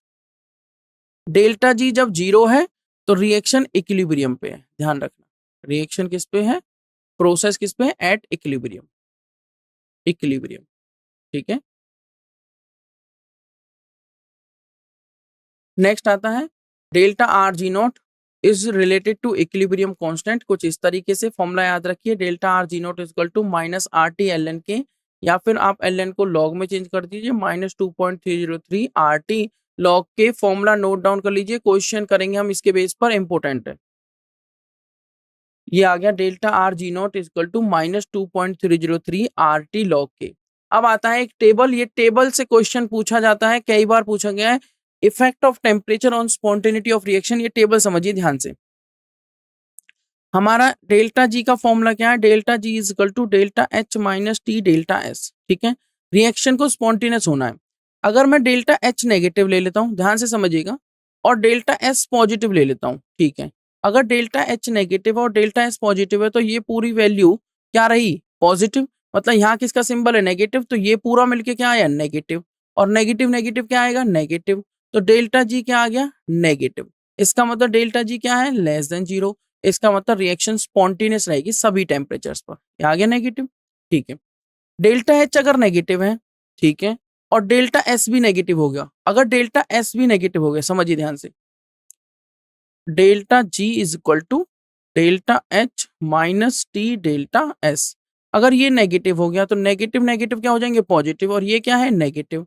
और ये क्या आ गया? पॉजिटिव। अब समझिए, अगर डेल्टा एच बड़ा रहा टी डेल्टा एस से, तो ही आपकी डेल्टा जी क्या आएगा? नेगेटिव आएगा। तो लो टेम्परेचर अगर रहा, लो टेम्परेचर मतलब ये वैल्यू कम रही, तभी डेल्टा एच क्या रहेगा? ज्यादा रहेगा। तो लो टेम्परेचर पर रिएक्शन स्पॉन्टेनियस होगी। उसी तरीके से अगर डेल्टा एच नेगेटिव है और डेल्टा एस भी नेगेटिव है और टेम्परेचर हाई रहा, वैल्यू ज्यादा रही, तो टी डेल्टा एस बड़ा हो जाएगा डेल्टा एच से, तो पॉजिटिव वाली वैल्यू बड़ी हो जाएगी नेगेटिव से, तो हमारा क्या आ जाएगा? हाई टेम्परेचर पे रिएक्शन नॉन स्पॉन्टेनियस। इस तरीके से आप चीजों को समझ सकते हैं। तो एक चीज समझिए, डेल्टा एच अगर पॉजिटिव है, डेल्टा एस भी पॉजिटिव है, लो टेम्परेचर पे डेल्टा जी क्या रहेगा? पॉजिटिव। और डेल्टा एच अगर पॉजिटिव और डेल्टा एस भी पॉजिटिव है और हाई टेम्परेचर है तो डेल्टा जी क्या हो जाएगा, नेगेटिव, मतलब रिएक्शन हो जाएगी स्पॉन्टेनियस एट हाई टेम्परेचर। अगर डेल्टा एच पॉजिटिव है और डेल्टा एस नेगेटिव है, ये वाला और फैक्टर समझा देता हूं, फिर हम क्वेश्चंस कवर करेंगे। डेल्टा एच हमारा क्या है, पॉजिटिव, इक्वेशन क्या है, delta G is equal to delta H. अभी कुछ ही देर में हम स्टार्ट करेंगे हमारा डीपीपी और पीवाईक्यूज का डिस्कशन। आपको कुछ लिंक्स भी प्रोवाइड की गई हैं चैट बॉक्स में, उसे ध्यान से पढ़िए और समझते रहिए, ठीक है। Delta G is equal to delta H minus T delta S.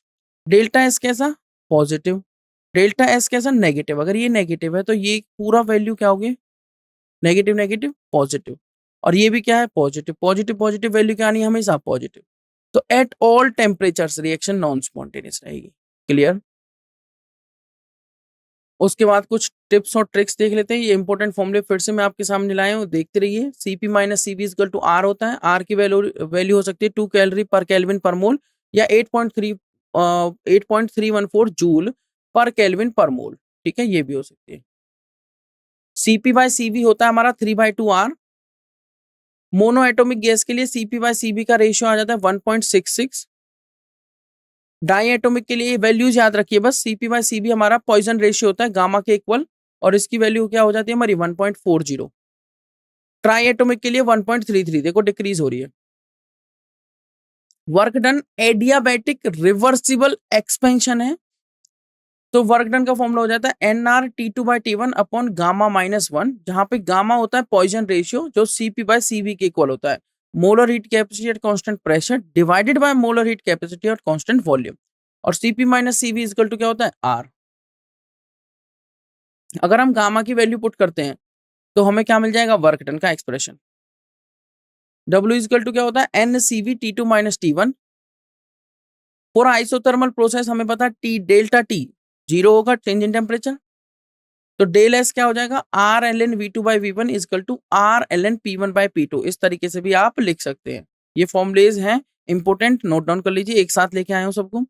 Isobaric है तो डेल P 0 हो जाएगा, तो डेल एस क्या हो जाएगा, CP(ln)T2/T1। अगर आइसोथर्मल है तो R(ln)V2/V1 या R(ln)P1/P2, और अगर आइसोबारिक है तो CP(ln)T2/T1। Efficiency of heat engine की एफिशिएंसी ईटा से डिनोट करेंगे, W/Q2 हो जाएगा, मतलब change in temperature T2 - T1 divided by T2 हो जाएगा, या Q2 - Q1 divided by Q2 हो जाएगा, जहां पर Q2 heat absorb by the system है एट टेम्परेचर T2 और Q1 heat rejected by the system है at temperature T1 of the sink. W net work done होता है। देखो अभी अभी कॉन्सेप्ट समझा के आया हूं, delta G is equal to delta H minus T delta S। सभी अटेम्प्ट करिए इस क्वेश्चन को। क्वेश्चन में क्या कहा गया है, द चेंज इन एंट्रोपी, बड़ा ही सिंपल क्वेश्चन है। कहा गया है चेंज इन एंट्रोपी, ठीक है, delta S is positive, change in entropy delta S is positive for an endothermic reaction. कह रहा है डेल्टा एस तो पॉजिटिव है, इफ एंथैल्पी चेंज, तो मैं क्या कह रहा हूं, डेल्टा एस आपका क्या है, positive. If enthalpy change delta H occurs at the same temperature T then the reaction is feasible. Reaction feasible कब होगी बताइए। आपको पता है डेल्टा एस उसने पॉजिटिव बोला, एंडोथर्मिक है तो डेल्टा एच भी क्या होगा, पॉजिटिव होगा। अब आपको इक्वेशन पता है डेल्टा जी। क्विकली आप सभी अटेम्प्ट करके चैट बॉक्स में भी रिप्लाई करते रहिए। रिक्वेस्ट टू एवरीवन, कोई भी टेक्निकल इश्यू आता है कॉन्टैक्ट नंबर पर कॉल करिए और डीपीपी पीवाईक्यूज को मेरे साथ अटेम्प्ट करिए। मैं हिंट्स आपको दे रहा हूँ, अटेम्प्ट आप करते रहिए। जो आप आंसर मार्क करेंगे कैलकुलेशन आया आपके अकॉर्डिंग करके यहाँ पर मार्क कर दूंगा, फिर मैं आपको सॉल्यूशन प्रोवाइड कर दूंगा, ठीक है। सभी कह रहे हैं ऑप्शन सी, तो देख लेते हैं ऑप्शन सी आएगा या नहीं, वो हम सॉल्यूशन के टाइम पे देखेंगे। बट डेल्टा जी होता है delta H minus T delta S. Delta H आपका पॉजिटिव है, डेल्टा एस भी आपने पॉजिटिव कहा। अभी अभी मैंने जस्ट टेबल आपको बताई थी और क्वेश्चन वहीं से आ चुका है, राइट। इसका मतलब ये पूरी वैल्यू नेगेटिव हो गई। तो जब डेल्टा एच छोटा होगा टी डेल्टा एस से, क्योंकि टी डेल्टा एस वाला पोर्शन क्या है, नेगेटिव, और ये वाला पोर्शन क्या है, पॉजिटिव, तभी हमारा डेल्टा जी क्या आ सकता है, नेगेटिव आ सकता है, अदरवाइज डेल्टा जी पॉजिटिव आ जाएगा। अगर डेल्टा एच बड़ा हो गया तो if enthalpy change delta H occurs at the same temperature, reaction feasible होगी जब डेल्टा एच छोटा होगा टी डेल्टा एस से। तो ऑप्शन सी करेक्ट मार्क हो रहा है। सभी ने ऑप्शन सी बोला, चलिए मैं भी मार्क कर देता हूं ऑप्शन सी। ये हमने मार्क किया option C. Save and next करके आगे चलेंगे। नेक्स्ट क्वेश्चन बताइए, नेक्स्ट क्वेश्चन क्या कह रहा है आपसे, calculate the enthalpy change of the following reaction. आपको एक रिएक्शन दे रखी है, इथीन है ये, CH2 double bond CH2 gas plus H2 gas, hydrogenation हो गया और इथेन बन गया। ठीक है, तो कुछ बॉन्ड ब्रेक हो रहे हैं और कुछ बॉन्ड बन रहे हैं। बॉन्ड एनर्जी दे दी आपको, कार्बन हाइड्रोजन की, कार्बन कार्बन की, कार्बन डबल बॉन्डेड कार्बन की और HH की, हाइड्रोजन बॉन्ड हाइड्रोजन की, किलो जूल पर मोल में।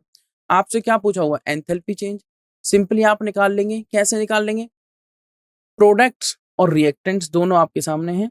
ऑप्शन सी सभी बता रहे हैं, very good, good speed, I can see the answers. Option C, good job everyone. Hints मैंने आपको दे दी। बॉन्ड एनर्जी का एंथैल्पी, रिएक्शन एंथैल्पी चेंज का आप फॉर्मूला लगाएंगे और आपका आंसर आपके सामने आ जाएगा। ठीक है, आप क्या लगाएंगे वहां पर, प्रोडक्ट की जो बॉन्ड एनर्जी है और उसमें से क्या कर देंगे आप, प्रोडक्ट के टाइम पे एनर्जी रिलीज होगी क्योंकि प्रोडक्ट फॉर्मेशन में बॉन्ड फॉर्म हो रहे हैं। ठीक है, और रिएक्टेंट माइनस आप प्रोडक्ट कर सकते हैं, bond energy of reactants minus bond energy of products. Clear. तो जब आप सॉल्व करेंगे तो आपका करेक्ट आंसर आप सभी बता रहे हैं माइनस के 125 किलो जूल पर मोल। चलिए मैं भी माइनस के 125 किलो जूल पर मोल करके मार्क आगे बढ़ता हूं। आई होप आप सभी ने कैलकुलेशन की होगी, समझ गए होंगे आप किस तरीके से इसको सॉल्व करना है। ये रहा next question, very simple question. Question कह रहा है standard molar enthalpy of formation of CO2 is equal to 0, नहीं ये तो नहीं होगा। Standard molar enthalpy of combustion of gaseous carbon, gaseous carbon तो नहीं लेना हमें। Sum of standard molar enthalpy of formation of CO and O2, नहीं ये भी नहीं होगा। जो CO2 बनता है ये बनता है कार्बन सॉलिड मतलब ग्रेफाइट से, अपनी लाइक स्टैंडर्ड फॉर्म में, प्लस O2 गैस से, और क्या बन जाएगा आपका CO2 गैस। तो क्या आंसर होना चाहिए, ये इक्वल हो जाएगा किसके, standard molar enthalpy of combustion. Combustion reaction हो गई नहीं ये हो गया कंबशन। किसका कंबशन, ग्रेफाइट का कंबशन। तो सभी ने ऑप्शन मार्क कर दिया ऑप्शन डी। तो सिंपल एलिमिनेशन टेक्निक और कॉन्सेप्ट का यूज करते हुए हमने इस क्वेश्चन को विद इन 30 सेकेंड सॉल्व कर दिया। किसी को कोई डाउट आया, नहीं आया, तो इनको नोट डाउन भी करते रहिए, ऑप्शन डी मार्क करके, option D, very good everyone. Save and next करते हैं। ये रहा नेक्स्ट क्वेश्चन। नेक्स्ट क्वेश्चन देखिए सभी ध्यान से, सॉल्व करिए। Calculate the heat required to make 6.4 kilogram of CaC2। Reaction दे रखी है, CaO plus 3 carbon solid gives CaC2 solid plus CO gas. CaO and C से कुछ बन रहा है आपका ये प्रोडक्ट। तो कह रहा है गिवन दैट, आपको फॉर्मेशन एंथैल्पी दे रखी है CaO की, standard enthalpy of formation, same CaC2 की भी दे रखी है और CO की भी दे रखी है। कार्बन की क्यों नहीं दे रखी, क्या करे कार्बन का, कार्बन की एंथैल्पी 0 लेंगे। कारण क्या है, एलिमेंटल स्टेट में ना, एलिमेंटल स्टेट में। So delta formation H0 carbon के लिए, कार्बन के लिए हो जाएगा 0। तो वही करना है आपको, फॉर्मूला अप्लाई करना है। हीट रिक्वायर्ड का तो पूछा है, तो जो आपकी वैल्यू आएगी वो 1 मोल के लिए आएगी। किसके लिए आएगी, 1 मोल के लिए। आपसे पूछा गया है 6.4 किलोग्राम CaC2 के लिए, 6.4 किलोग्राम CaC2। जब आप कैल्शियम का मोलर मास देखेंगे, गिवन मास आपके पास है, नंबर ऑफ मोल्स निकालेंगे, गिवन मास कितना 6.4 किलोग्राम को चेंज कर लीजिए, मल्टीप्लाई बाय 1000 से ग्राम में, ग्राम डिवाइडेड बाय आ जाएगा मोलर मास इसका, कैल्शियम का 40 ग्राम पर मोल और एक कार्बन का 12 दूनी 24 हो गया टोटल, तो ये आ गया 64 ग्राम पर मोल। तो अप्रोक्स जो मोल्स आ चुके हैं कितने आ गए, 100 मोल। तो जो भी आंसर आए उसको 100 से मल्टीप्लाई कर दीजिए। यहाँ से जो कैलकुलेशन पे आएगा, जब आप फॉर्मेशन जो आपको एंथैल्पी दे रखा है उसके अकॉर्डिंग, डीपीपी वाला लिंक ओपन नहीं हो रहा है तो आप एक बार साथी की वेबसाइट पर जाइए, गूगल पर टाइप करिए, वहां पर जैसे मैंने आपको बताया था मेडिकल पर जाकर क्लिक करना है नीट बायलिंगुअल 2025 वाले पर, और आपके सामने आपकी लिंक होगी डीपीपी की। फिर भी कोई प्रॉब्लम आती है, कॉन्टैक्ट नंबर प्रोवाइडेड है, आप उस पर कॉल करिए everyone, but you should attempt, मेरे साथ ही आपको अटेम्प्ट करनी है। तो आप सभी आंसर करें ऑप्शन सी, मतलब 1.11 इंटू 10⁻⁴ किलो कैलोरी। चलिए आपके अकॉर्डिंग मैं मार्क करते हैं ऑप्शन सी, चलता हूं आगे, फिर हम देखेंगे कैलकुलेशन सही की है सभी ने या नहीं। नेक्स्ट क्वेश्चन देखिए, क्वेश्चन कह रहा है विच of the reactions define delta F H not formation enthalpy, standard enthalpy of formation को कौन डिफाइन कर रहा है? कार्बन डायमंड ये तो अपनी किसमें नहीं है, स्टेबल स्टेट में नहीं है, कार्बन ग्रेफाइट अपनी स्टेबल स्टेट में होता है, ग्रेफाइट की फॉर्म में ज्यादा स्टेबल है, ठीक है, जब कंबशन होगा तब, तो ये तो आंसर नहीं होगा। हाफ H2 ये ठीक है, F2 भी ठीक है, HF 1 मोल बनना चाहिए। देखो 1 मोल के लिए ध्यान रखना, ये तो होगा ही नहीं, 2 मोल है तो ये तो कैंसिल आउट हो गया। ये ध्यान रखना 1 मोल के लिए जो एनर्जी, जो फॉर्मेशन एंथैल्पी, वो 1 मोल जब बॉन्ड बनते हैं उसके लिए देखी जाती है, ठीक है। तो कुछ ए आंसर कर रहे हैं, कुछ बी आंसर कर रहे हैं, देखते हैं क्या होता है। Second is a correct option, okay, option B, बिल्कुल ऑप्शन बी करेक्ट है, डी भी करेक्ट नहीं है। सॉल्यूशन के टाइम पे मैं आपको और अच्छे से एक्सप्लेन करूंगा। आई होप सभी ने मार्क किया होगा ये क्वेश्चन। नेक्स्ट क्वेश्चन हम इस पे बी मार्क करते हुए आगे बढ़ते हैं। वेरी सिंपल क्वेश्चन, क्वेश्चन कह रहा है which is the correct for the combustion reaction. Combustion reaction दे दी, एक एल्केन है ये, मैंने आपको जनरल फॉर्म भी बताई थी। पूछ रहा है डेल्टा एच, मैंने आपसे कहा combustion reactions are exothermic in nature. Combustion reactions में हीट रिलीज होती है, हीट रिलीज हो रही है तो डेल्टा एच तो नेगेटिव हो गया। एक बात से हमारे एक ऑप्शन और 2 ऑप्शन कैंसिल आउट हो गए, हमने टाइम सेव कर लिया, ठीक है। इन दो में क्या डिफरेंस है? इन दो में सिर्फ डेल्टा जी में डिफरेंस है, तो डेल्टा जी हम निकाल सकते हैं क्योंकि हमें इसका डेल्टा एस पता लग जाएगा। कैसे? आप देखेंगे, सॉलिड तो हटा दीजिए, गैस वाले यहाँ पर कितने हैं 25, और यहाँ पर गैस वाले कितने 16 और 18, 16 प्लस 18 कितने हुए 34। तो number of gaseous moles increase हो रहे हैं, इसका मतलब एंट्रोपी, मतलब रैंडमनेस इंक्रीज हो रही है। रैंडमनेस अगर इंक्रीज हो रही है, डिसऑर्डरनेस अगर बढ़ रहा है, तो एंट्रोपी बढ़ रही है, इसका मतलब डेल्टा एस तो पॉजिटिव हो गया। अगर डेल्टा एच नेगेटिव और डेल्टा एस पॉजिटिव, तो आप इक्वेशन लगाइए, delta G is equal to delta H minus T delta S. हमें डेल्टा एच दे दिया नेगेटिव और डेल्टा एस पॉजिटिव है, तो ये क्या हो गया, पूरा फैक्टर नेगेटिव, तो वैल्यू क्या आनी है नेगेटिव, तो डेल्टा जी क्या आएगा नेगेटिव, मतलब करेक्ट आंसर ऑप्शन सी हो जाएगा, नॉट ऑप्शन ए। क्लियर? सभी को समझ में आ गया? चलिए देख लेते हैं ऑप्शन कौन सा मैच कर रहा है, C. Enthalpy and entropy change for the reaction, एक रिएक्शन दे दी, उसके लिए एंथैल्पी चेंज डेल्टा एच दे दिया और एंट्रोपी चेंज डेल्टा एस भी दे दिया। टेम्परेचर पूछा हुआ है जब रिएक्शन इक्विलिब्रियम पे होगी, आप सभी ने पूछा था। आंचल, अगर डीपीपी वाला लिंक ओपन नहीं हो रहा है, आप साथी की साइट पर जाइए, वहां क्लिक करके ओपन करिए, ठीक है। साथी की साइट पर जाइए, वहां नीट के कोर्स में जाइए, जैसा कि मैंने स्टार्टिंग में बताया था। सभी मैं रिक्वेस्ट करता हूं सभी से, या तो कॉन्टेक्ट नंबर पे कॉन्टेक्ट करके गाइडेंस ले लीजिए, otherwise you can see the links, इन पर क्लिक करके आप ओपन कर सकते हैं। अदरवाइज आप गूगल पे जाके साथी टाइप करिए और वहां से आप ओपन कर सकते हैं। डेल्टा एच, ध्यान से समझिए, बड़ा ही इंटरेस्टिंग क्वेश्चन है। डेल्टा एच हो गया, डेल्टा एस हो गया, ठीक है, एक यूनिट बना लीजिए दोनों की, तो डेल्टा एच को बना लेते हैं 30,000 जूल पर मोल कर देते हैं इसको, ठीक है, इसको चेंज कर लिया जूल पर मोल। टेम्परेचर पूछा हुआ जब रिएक्शन इक्विलिब्रियम में, तो सबको पता है जब डेल्टा जी 0 होगा तब रिएक्शन इक्विलिब्रियम में रहेगी, और फॉर्मूला पता है, गिब्स हेल्महोल्ट्ज इक्वेशन बोलते हैं इसको। जब डेल्टा जी 0 पुट करेंगे तो डेल्टा एच किसके इक्वल आ जाएगा, टी डेल्टा एस के। क्या पूछा हुआ है, temperature, delta H upon delta S. Delta H कितना 30,000 जूल पर मोल और डेल्टा एस कितना 105 जूल पर केल्विन पर मोल। तो टेम्परेचर जूल पर मोल से जूल पर मोल कट जाएगा, टेम्परेचर 30,000 डिवाइडेड बाय 105 कितना आना चाहिए? किसने आंसर बताया है, बताइए कितना आना चाहिए? 30,000 डिवाइडेड, अच्छा सभी कह रहे हैं ऑप्शन ए, सभी कह रहे हैं ऑप्शन ए, तो क्या मैं ऑप्शन ए मार्क करके आगे बढ़ूं? तो बिल्कुल ठीक बात है, करेक्ट आंसर क्या आ जाएगा आपका 285.7 केल्विन। तो बाकी ऑप्शंस देखने क्यों हैं, तो चलिए ऑप्शन ए मार्क करके आगे बढ़ते हैं।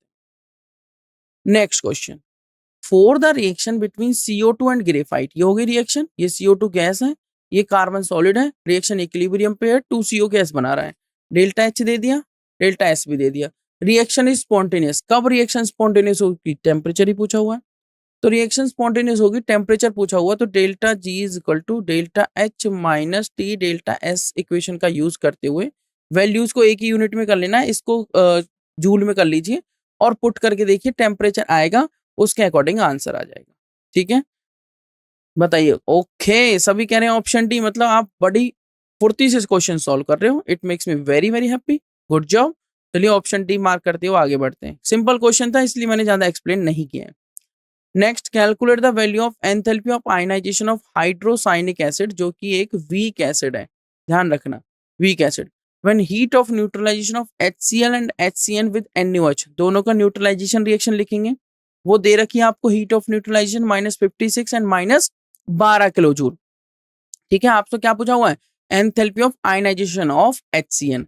तो वीक एसिड है तो ये टूटेगा ना किस तरीके से, H पॉजिटिव और Cn नेगेटिव, जिस वजह से इसका एंथैल्पी ऑफ आयनाइजेशन निकालने के लिए हमें इसके न्यूट्रलाइजेशन की भी हेल्प लेनी होगी HCl वाले की। तो सभी कह रहे हैं ऑप्शन बी करेक्ट है, सभी ऑप्शन बी करेक्ट बता रहे हैं, +44 किलो जूल पर मोल। तो चलिए, कुछ -44 बता रहे हैं, कुछ बता रहे हैं +44 और कुछ क्या बता रहे हैं, -44।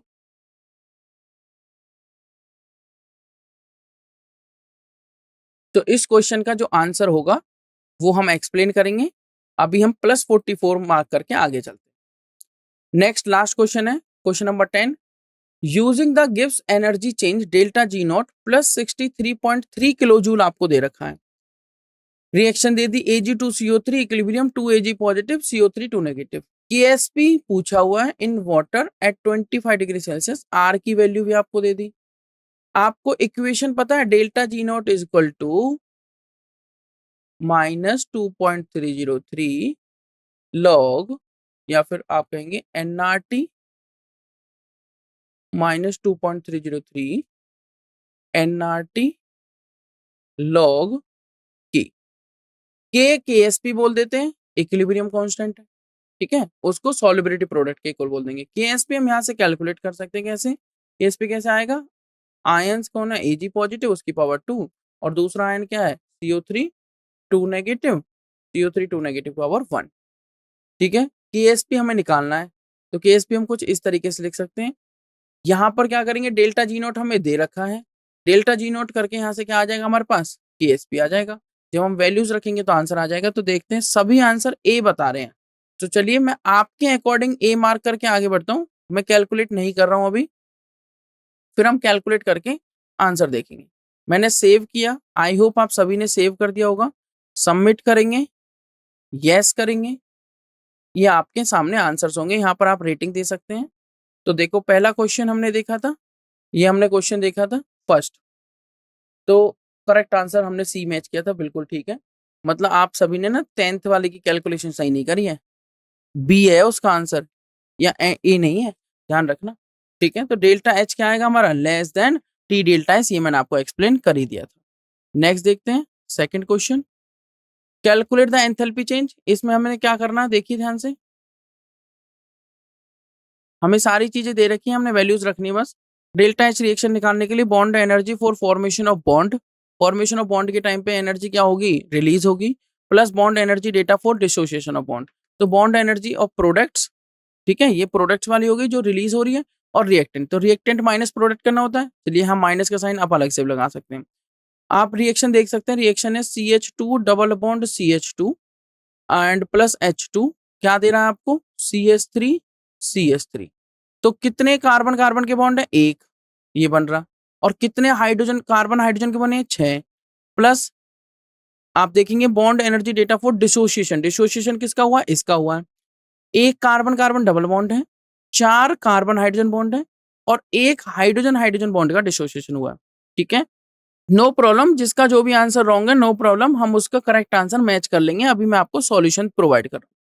तो आप यहाँ पर देखेंगे वैल्यूज पुट करेंगे, सबकी वैल्यू दे रखी है, यहाँ 6 कार्बन हाइड्रोजन है और यहाँ 4, तो -6 और +4 से 2 आ जाएगा, तो 2 × 414 प्लस सारी वैल्यूज पुट करके आंसर आ गया -125 किलो जूल पर मोल, और ये हमारा बिल्कुल ठीक था, ऑप्शन सी। नेक्स्ट क्वेश्चन देखते हैं, थर्ड।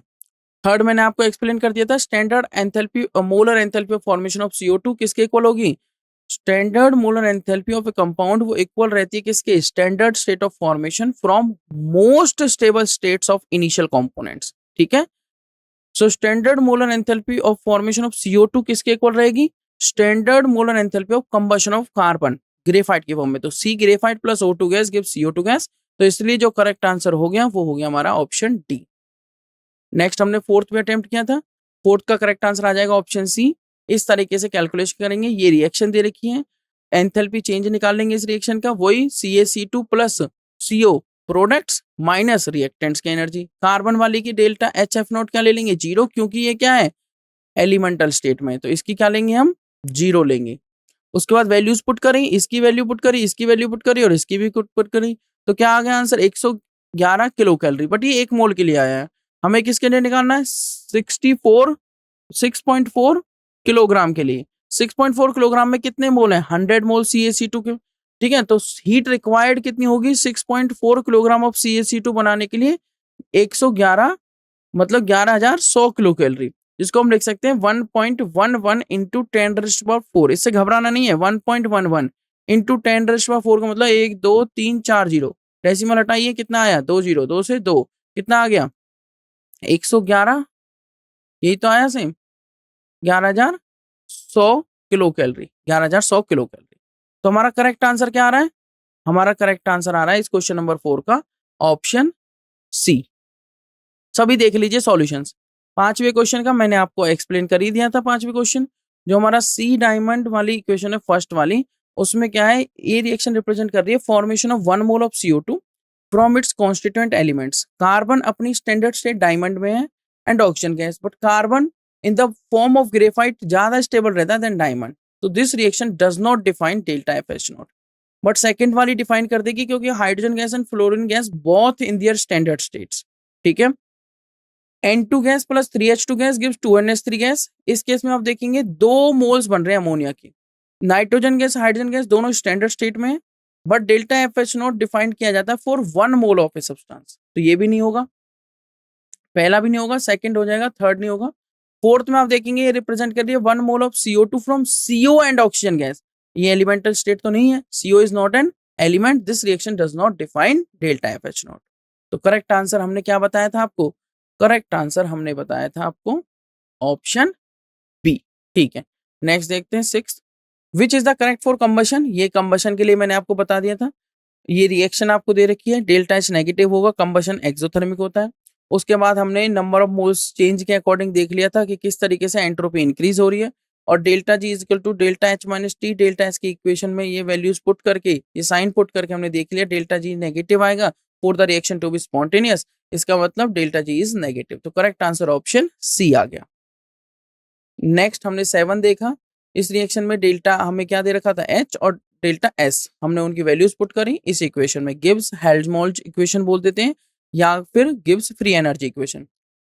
डेल्टा G हमारा जीरो होगा अगर इक्विलिब्रियम है, तो T की इज इक्वल टू क्या हो जाएगा, delta H by delta S। Delta H हो जाएगा 30,000 जूल पर मोल, और डेल्टा S हमें दे रखा है 105 जूल पर केल्विन पर मोल, तो वैल्यू आ जाएगी 285.7, मतलब ऑप्शन ए। ठीक है, therefore the correct answer is option A, जब रिएक्शन इक्विलिब्रियम पर है। नेक्स्ट देख लीजिए, इस रिएक्शन के लिए भी मैंने आपको बताया था कैसे सॉल्यूशन करना है। सेम इक्वेशन में वैल्यूज पुट करनी है, डेल्टा H दे रखा है, डेल्टा S दे रखा है, वैल्यूज रखेंगे for the reaction to be spontaneous. क्या करना है हमें, देखो ध्यान से, delta G is equal to क्या होता है, delta H minus T delta S।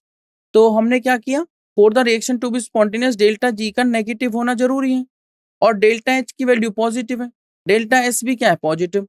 तो T डेल्टा S का बड़ा होना जरूरी है, किससे, डेल्टा H से, क्योंकि ये पॉजिटिव है तो ये पूरा फैक्टर नेगेटिव हो गया, तभी वैल्यू क्या आएगी, तभी वैल्यू क्या आएगी। तो हमने क्या किया,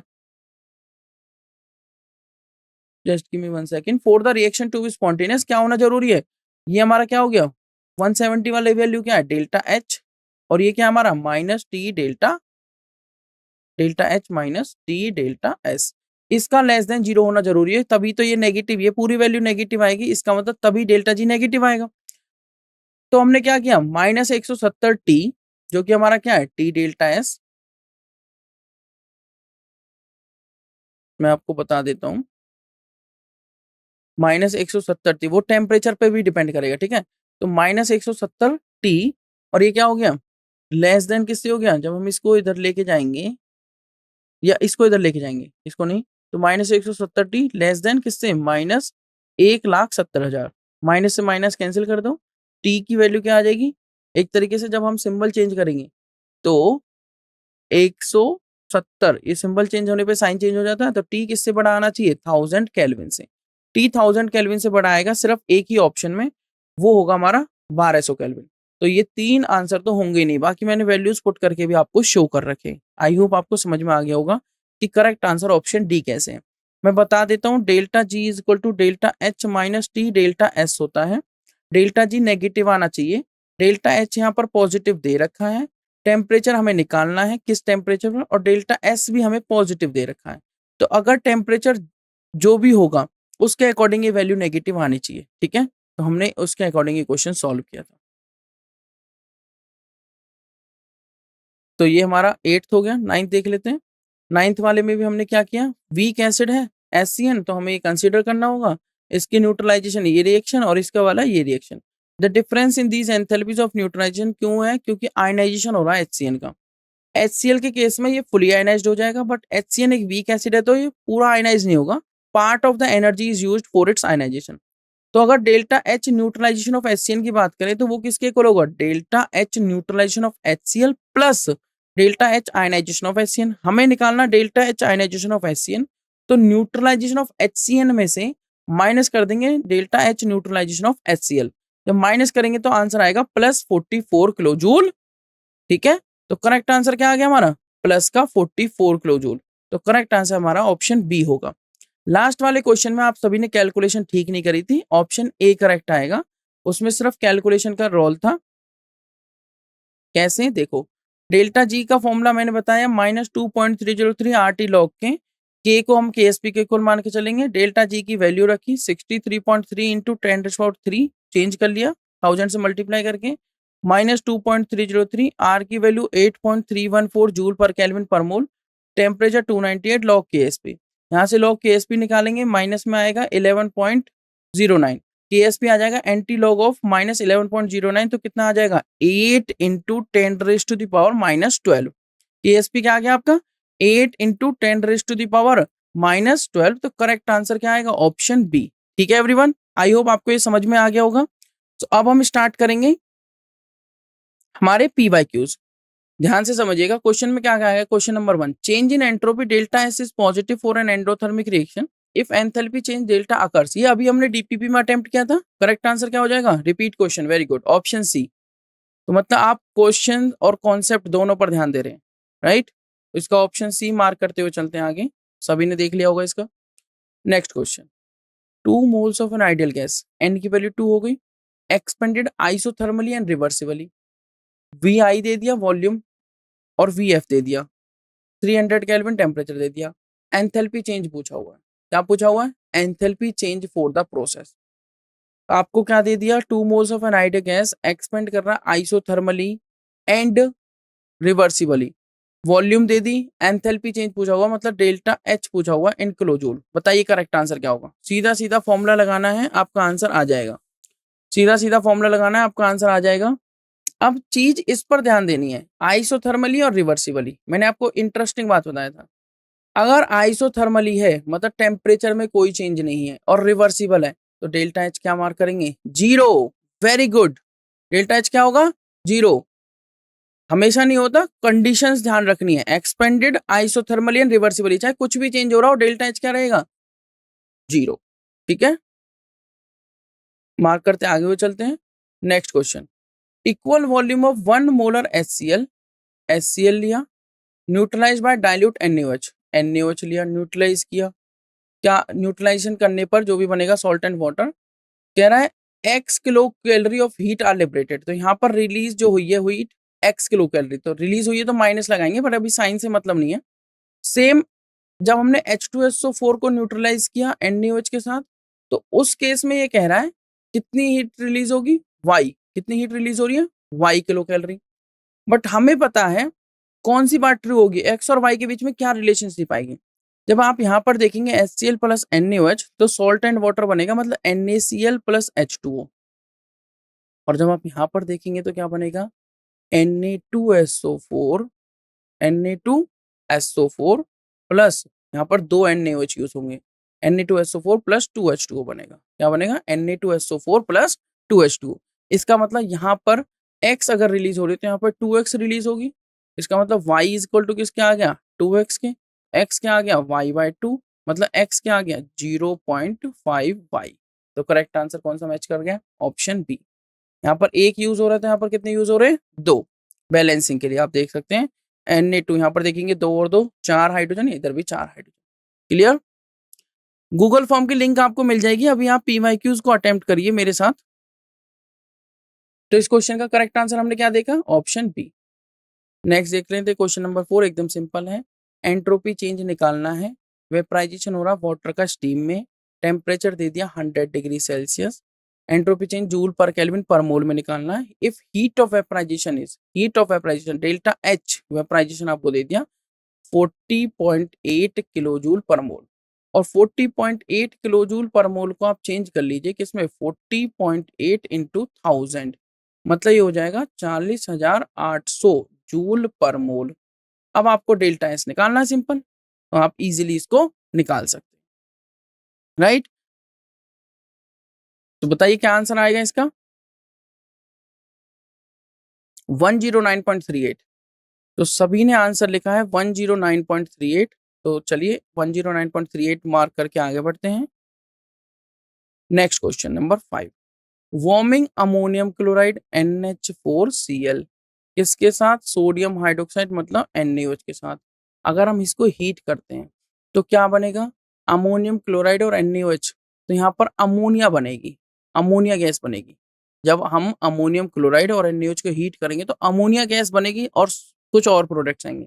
बट अमोनिया गैस अगर रिएक्शन टेस्ट ट्यूब में हो रही है तो एस्केप कर जाएगी, मतलब मैटर ट्रांसफर हो रहा है और एनर्जी भी ट्रांसफर हो रही है। तो कैसा सिस्टम हुआ, ओपन सिस्टम। मैटर भी ट्रांसफर हो रहा है और एनर्जी भी ट्रांसफर हो रही है, तो कैसा सिस्टम हुआ, open system. Question number 6, delta H is the change in enthalpy और delta E is the change in internal energy for a gaseous reaction, then हमें पता है del H is equal to del U plus del NgRT, right. Del U को del E भी लिख देते हैं कई बार, तो वो ही डेल ई है, ये del E plus del NgRT। अब उसने क्या कहा है, फॉर ए गैसियस रिएक्शन क्या होगा, del H is always greater than del E, नहीं ये तो ट्रू नहीं है। Del H is less than del E कब, जब number of moles of the product मतलब Np ज्यादा होगा Nr से, क्योंकि del Ng change in number of gaseous moles Np minus Nr होता है। इसका मतलब Np अगर बढ़ा है तो डेल Ng आ गया पॉजिटिव, अगर डेल Ng पॉजिटिव आ गया तो डेल ई में कुछ ऐड करना पड़ रहा है, तब वो डेल्टा H के इक्वल हो रहा है। डेल ई में कुछ ऐड करना पड़ रहा है तब वो डेल्टा H के इक्वल हो रहा है। इसका मतलब डेल्टा H बड़ा है और डेल्टा H क्या है, डेल्टा ई क्या है, छोटा, तो ये भी नहीं होगा। Del H is always less than delta E, ऐसा तो नहीं होगा, हमेशा छोटा होगा, वो तो डेल Ng पे डिपेंड करेगा। तो लास्ट ऑप्शन बच गया, इसको सॉल्व करने की जरूरत ही नहीं है। वैसे मैं बता देता हूँ, अगर number of moles of product कम होंगे Nr से, मतलब Np आपका छोटा होगा Nr से, तो इसका मतलब अगर Np छोटा Nr बड़ा है तो डेल Ng आएगा negative.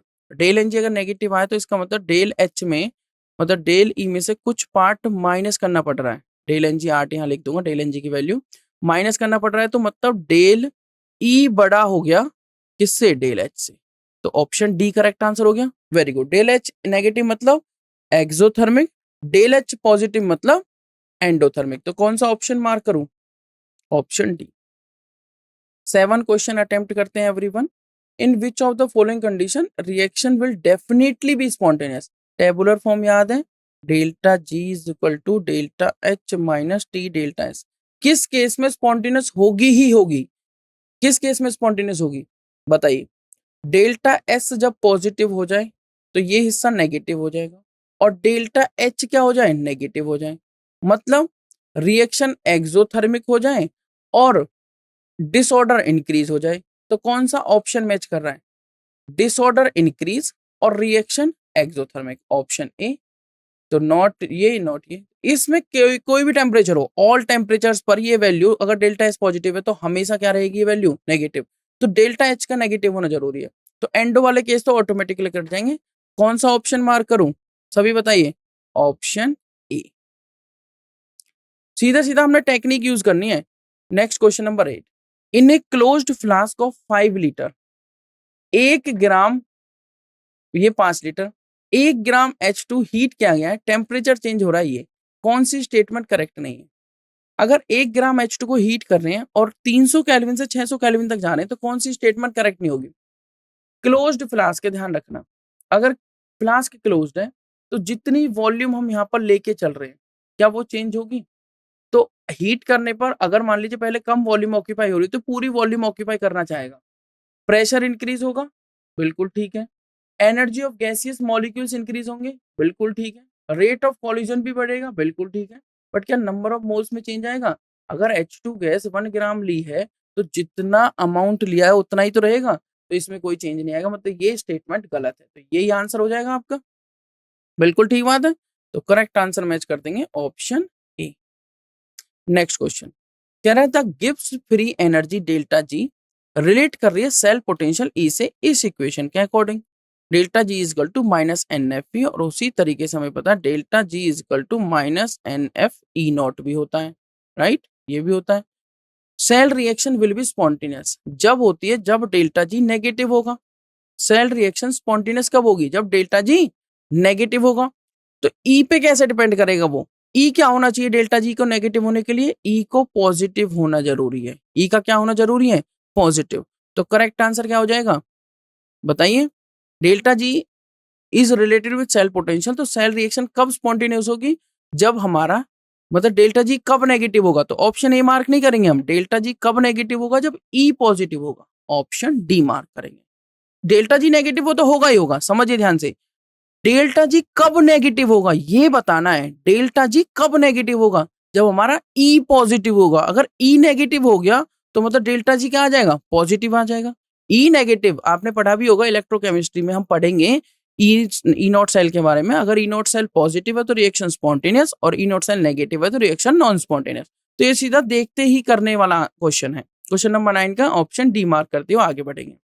Question number 10 repeated question आप देख सकते हैं, अभी हम अटेम्प्ट करके आए हैं। इसका करेक्ट आंसर भी हमने देखा था, फॉर्मूला यूज किया था, delta G not is equal to minus 2.303 R T log K. यहाँ पे हमने के को क्या लिख दिया था? इक्विलिब्रियम कांस्टेंट को, केएसपी सॉल्युबिलिटी प्रोडक्ट वाला, और फिर हमने यहाँ से केएसपी तो निकालना है, तो डेल्टा जी नॉट हमें दे रखा है, आर हमें पता है, टेम्परेचर हमें पता है, 298 केल्विन में चेंज कर लेंगे, वैल्यू पुट करेंगे तो करेक्ट आंसर क्या आया था हमारा? Option B. अभी तो सबको गलत नहीं करना चाहिए, राइट, अभी अभी हमने इसका ऑप्शन देखा है। तो सॉल्व करने पर, कैलकुलेशन करने पर आंसर आता है 8.0 इंटू 10⁻⁻12। सेव करके सबमिट करके एक बार सॉल्यूशन देख लेते हैं, तो आप देखेंगे 10 के 10 क्वेश्चंस ठीक हैं। ये वाला फर्स्ट वाला क्वेश्चन सभी को आता है, सो द करेक्ट आंसर क्या हो जाएगा? ऑप्शन सी, हमने पता है। सेकंड देख लेते हैं। देखिए सेकंड हमने क्या किया, मैंने आपको बताया था क्लियरली कि आइडियल गैस के लिए जो change in enthalpy delta H for an isothermal process क्या रहेगी? 0। तो इस वजह से हमारा एच एक स्टेट फंक्शन है, सिर्फ किस पे डिपेंड करेगा? On the current state of the system, not on the path taken to reach that state. Okay, in an isothermal process temperature of the system remains constant. Ideal gas के लिए हमारी जो internal energy है and जो for an ideal gas the internal energy and hence the enthalpy depends only on the temperature. अगर temperature constant है तो internal energy and enthalpy of the system remains constant, तो मतलब change in enthalpy isothermal process के लिए क्या लेंगे हम? 0 किलो जूल। तो इसका भी आंसर वेरी गुड, सभी ने आंसर मार्क किया था, गुड। नेक्स्ट क्वेश्चन देख लेते हैं। थर्ड में मैंने आपको बताया, ये रही आपकी न्यूट्रलाइजेशन रिएक्शन, दोनों की न्यूट्रलाइजेशन रिएक्शन लिखी, इसके लिए एक्स था, इसके लिए वाई था, ठीक है। आप देखेंगे 1 मोल ऑफ H2SO4 रिएक्ट कर रहा है विद 2 मोल्स ऑफ NaOH, जबकि HCl के साथ 1 मोल ऑफ NaOH। तो heat liberated during a reaction वो डायरेक्टली प्रोपोर्शनल है किसके? नंबर ऑफ मोल्स के, number of moles of water produced के। Therefore for the same volume and molarity of acid twice as much heat will be liberated in the reaction of H2SO4। तो मैंने बताया था यहाँ पर 1 मोल यूज हुआ है, यहाँ पर 2 और यहाँ पर 1 मोल प्रोड्यूस हुआ और यहाँ पर 2 मोल वाटर के प्रोड्यूस हुए, जिस वजह से वैल्यू चेंज हो गई। तो इसका मतलब क्या होगा, x किलो कैलोरी अगर हीट लिबरेट हो रही है फर्स्ट रिएक्शन में, तो 2x kilo calorie heat liberate होगी सेकंड में। तो 2x किसके इक्वल हो गया, y के। तो आंसर क्या आ गया आपका 0.5 y। तो करेक्ट आंसर क्या है हमारा, ऑप्शन, बताइए कौन सा मैच करा हमने, बी। नेक्स्ट क्वेश्चन देखते हैं। एंट्रोपी चेंज बताना था इस रिएक्शन में, तो हमने वही फॉर्मूला अप्लाई किया, हमारा सीधा सीधा फॉर्मूला आ गया, find the entropy change for the vaporization of water to steam at 100 degree Celsius. Delta S क्या हो जाएगा, डेल्टा एच अपॉन टी। हमने फॉर्मूला यूज किया, डेल्टा एस पता है entropy change, delta H heat of vaporization, आप इसको delta vaporisation H भी लिख सकते हैं। टी टेम्परेचर है जो हमने कैलकुलेट कर लिया, 100 को चेंज कर लिया केल्विन में, 373.15 केल्विन। डेल्टा एच को हमने चेंज किया जूल पर मोल में, जो मैंने आपको दिखाया था, फॉर्मूला लगाया, सीधा सीधा आंसर आ गया 109.34 जूल पर केल्विन पर मोल। आप सभी ने आंसर किया था, वेरी गुड। तो हमने जो करेक्ट आंसर मैच किया, मैंने कहा था ना आपको 100 degree Celsius water to steam जा रहे हैं, मतलब वेपराइजेशन कर रहे हैं, हीट दे रखी है, डेल्टा एच दे दिया, टेम्परेचर दे दिया, डेल्टा एस निकालना था, सीधा फॉर्मूला लगाया, delta H upon T, option A. Next question, ये रिएक्शन मैंने आपको बताई थी, इसमें क्या है आपका सिंपल रिएक्शन है, NH4Cl plus NaOH, note down कर लीजिए, अमोनिया गैस बनेगी plus water plus NaCl, salt water and ammonia. Ammonia gas produce होती है, एस्केप कर जाएगी टेस्ट ट्यूब से, अगर एस्केप कर गई तो इसका मतलब क्या हुआ, सराउंडिंग में चलेगी, मतलब मैटर ट्रांसफर हो गया। अगर मैटर इस केस में ट्रांसफर हो गया, जो अमोनिया गैस है, सिस्टम टू सराउंडिंग, मतलब टेस्ट ट्यूब के अंदर से टेस्ट ट्यूब के बाहर। तो थर्मोडायनेमिक्स कहता है अगर there is an exchange of matter and the energy with the surroundings, तो उसे हम ओपन सिस्टम कहेंगे, उसे हम क्या कहेंगे, ओपन सिस्टम। तो warming ammonium chloride with sodium hydroxide in a test tube एक ओपन सिस्टम का एग्जांपल है। ठीक है एवरीवन, तो करेक्ट आंसर हमारा क्या आ जाता है बताइए, इसका जो हमने मैच किया था ऑप्शन सी था। नेक्स्ट देख लेते हैं 6 ऑप्शन, ये भी एकदम सिंपल था। 6 में क्या है, रिलेशनशिप हम जानते हैं, delta H is equal to del U या del E plus del N G R T. Del N G आपको पता है number of moles of gas जो होते हैं, moles of product minus moles of reactant, np minus nr होता है। R universal gas constant है, वैल्यू होती है 8.314 जूल पर केल्विन पर मोल या 2 कैलोरी पर केल्विन पर मोल। टी टेम्परेचर है, डेल्टा एच ग्रेटर रहेगा डेल्टा ई से अगर डेल एन जी पॉजिटिव है, डेल एन जी अगर पॉजिटिव है तो डेल एच इसका मतलब बड़ा है, क्योंकि डेल ई में कुछ ऐड करना पड़ रहा है। डेल एच छोटा होगा डेल ई से, क्योंकि डेल एन जी नेगेटिव होगा, और डेल एच इक्वल रहेगा डेल ई के, अगर डेल एन जी जीरो हो गया तो डेल एच डेल ई के इक्वल हो जाएगा। डेल एन जी पॉजिटिव कब होगा, जब एन पी बड़ा होगा एन आर से, क्योंकि del N G is equal to होता है N P minus N R. Del N G negative कब होगा, जब एन पी छोटा होगा एन आर से, मतलब एन आर बड़ा हो गया, number of moles of reactant ज्यादा हो गया, number of moles of product कम हो गए, और जब n P equal to n R हो गया। करेक्ट स्टेटमेंट क्या आ गई हमारी, डेल्टा एच लेस देन रहेगा डेल्टा ई से, डेल्टा एच लेस देन रहेगा डेल्टा ई से कब, जब number of moles of product less than रहेंगे number of moles of reactant से। मतलब कौन सा ऑप्शन मैच किया था हमने, हमने ऑप्शन मैच किया था ऑप्शन डी। नेक्स्ट देख लेते हैं 7, मैंने आपको बताया 7 में क्या है, एक्सोथर्मिक के लिए कंडीशन हमें पता है, डेल्टा जी अगर delta H minus T delta S होता है, ये चेंज इन एंथैल्पी है, delta H heat content, T temperature absolute temperature, और डेल्टा एस है चेंज इन एंट्रोपी, मतलब measure of degree of randomness और disorderness. Exothermic and increasing disorder ये मैंने आपको बता दिया था। तो एन एक्सोथर्मिक रिएक्शन मतलब डेल्टा एच नेगेटिव होगा, और इंक्रीज इन डिसऑर्डर मतलब डेल्टा एस पॉजिटिव होगा। तो both terms in the equation अगर हम इसमें लगाएं तो डेल्टा जी क्या आएगा, नेगेटिव आएगा, मतलब रिएक्शन स्पॉन्टेनियस होगी। एक्सोथर्मिक और डिक्रीजिंग ऑर्डर मतलब डेल्टा एच तो नेगेटिव है बट डेल्टा एस भी नेगेटिव है, तो हो सकता है ये नेगेटिव हो पॉजिटिव हो, टेम्परेचर पर डिपेंड करेगा, तो मे और मे नॉट स्पॉन्टेनियस। एंडोथर्मिक के लिए डेल्टा एच पॉजिटिव और इंक्रीजिंग डिसऑर्डर के लिए डेल्टा एस भी पॉजिटिव, तो ये भी नेगेटिव और पॉजिटिव हो सकता है, डिपेंड करेगा टेम्परेचर पे। पूरी टेबुलर फॉर्म मैंने आपको दिखाई दी। एंडोथर्मिक के लिए डेल्टा एच पॉजिटिव और डिक्रीजिंग डिसऑर्डर के लिए डेल्टा एस नेगेटिव। तो both terms in the equation अगर हम यहाँ लगाएं तो डेल्टा जी पॉजिटिव ही आएगा, मतलब डेल्टा जी पॉजिटिव होगा तो रिएक्शन नॉन स्पॉन्टेनियस होगी। तो सिर्फ एक ही कंडीशन है, कौन सी, सिर्फ एक ही कंडीशन है जिसके केस में हमारा रिएक्शंस डेफिनेटली स्पॉन्टेनियस होगी एट ऑल टेम्परेचर्स, वो होगी एक्सोथर्मिक डेल्टा एच नेगेटिव और डेल्टा एस पॉजिटिव। सिर्फ ये कंडीशन है जिसके केस में डेल्टा जी ऑलवेज नेगेटिव रहेगा। इस इक्वेशन के according Gibbs Helmholtz equation delta H minus T delta S के। ठीक है एवरीवन। नेक्स्ट हमने कौन सा देखा था, question number 8। In a closed flask of 5 litre 1 gram of H2 is heated from, temperature दे रखा है, which statement is not correct. तो मैंने आपको बताया कि कौन सी स्टेटमेंट करेक्ट नहीं होगी। यहाँ पर आप देख सकते हैं number of moles of gas increases. अगर क्लोज सिस्टम है तो number of moles of gas तो कांस्टेंट ही रहेगी जब तक कि कोई केमिकल लीकेज नहीं होगी, केमिकल रिएक्शन या कोई गैस लीकेज नहीं होगी। Until there is a chemical reaction और गैस लीकेज, तब तक नंबर ऑफ मोल्स में कोई चेंज नहीं आएगा। और हमने सिर्फ H2 गैस ले रखी है, सिर्फ हीट कर रहे हैं।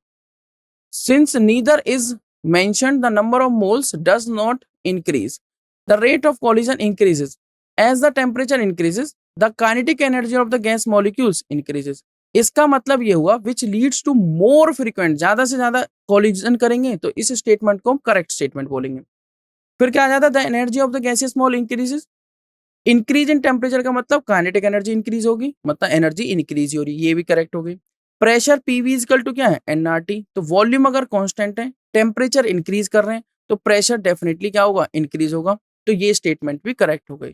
तो इसका मतलब number of moles of gas increase नहीं होंगे, कब तक, जब तक until there is a chemical reaction या और गैस लीकेज। तो करेक्ट आंसर क्या हो गया, since neither is mentioned the number of moles does not increase. तो करेक्ट आंसर ऑप्शन ए हो गया, मतलब which statement is not correct, option A. Next second last question, the Gibbs free energy is related with cell potential. ये मैंने आपको बताया था कि हमारी जो फॉर्मूला है वो क्या, delta G equal to minus N F P. Delta G आपको change in Gibbs free energy, N आपके number of moles of electrons transferred in a redox reaction, F Faraday constant जिसकी वैल्यू होती है 96485 coulomb per mole, E is the cell potential. तो for a reaction अगर spontaneous है तो delta जी का negative होना जरूरी है, और डेल्टा जी नेगेटिव होने के लिए minus N F P must be negative. और ये तभी होगा जब हमारा ई क्या होगा, पॉजिटिव होगा। तो बोथ एन एंड एफ जो है वो पॉजिटिव कांस्टेंट है। तो अगर हमारा ई पॉजिटिव है तो डेल्टा जी डेफिनेटली नेगेटिव होगा। तो हमारा क्या होगा, ई पॉजिटिव, करेक्ट आंसर डी। ये हो गया 10 क्वेश्चन, ये हम पहले भी देख चुके हैं। सीधा हमें फॉर्मूला अप्लाई करना है और हमें क्या करना है, ये फॉर्मूला हो गया, के को KSP मानते हुए यहाँ पर पुट कर देंगे, वैल्यूज रखेंगे डेल्टा जी की, आर की और टी की। वैल्यूज रखने पे आपका लॉग KSP कितना आ जाएगा, -11.09, और एंटी लॉग लेने पर हमारी वैल्यू आ जाती है 8 × 10⁻⁻12, 8 × 10⁻⁻12। तो करेक्ट आंसर ऑप्शन बी आ जाता है। रिक्वेस्ट कर रहे हैं आप सेकंड क्वेश्चन की। देखो सेकंड क्वेश्चन में आपको कुछ नहीं समझना, सिर्फ ये समझना है डेटा का कोई रोल नहीं है। आपको ध्यान देना है, अगर आपसे एंथैल्पी चेंज पूछे आइसोथर्मल एंड रिवर्सिबल कंडीशन के लिए तो आपको 0 मार्क करके आना है। ठीक है, आइसोथर्मल और रिवर्सिबल के लिए इसकी अपनी अपनी प्रॉपर कंडीशंस होती हैं। आप इस एंथैल्पी वाली कंडीशन को थोड़ा ध्यान से NCERT से रीड करिए तो आपको ये क्वेश्चन समझ में आ जाएगा। ओके एवरीवन, तो thank you so much, have a nice day.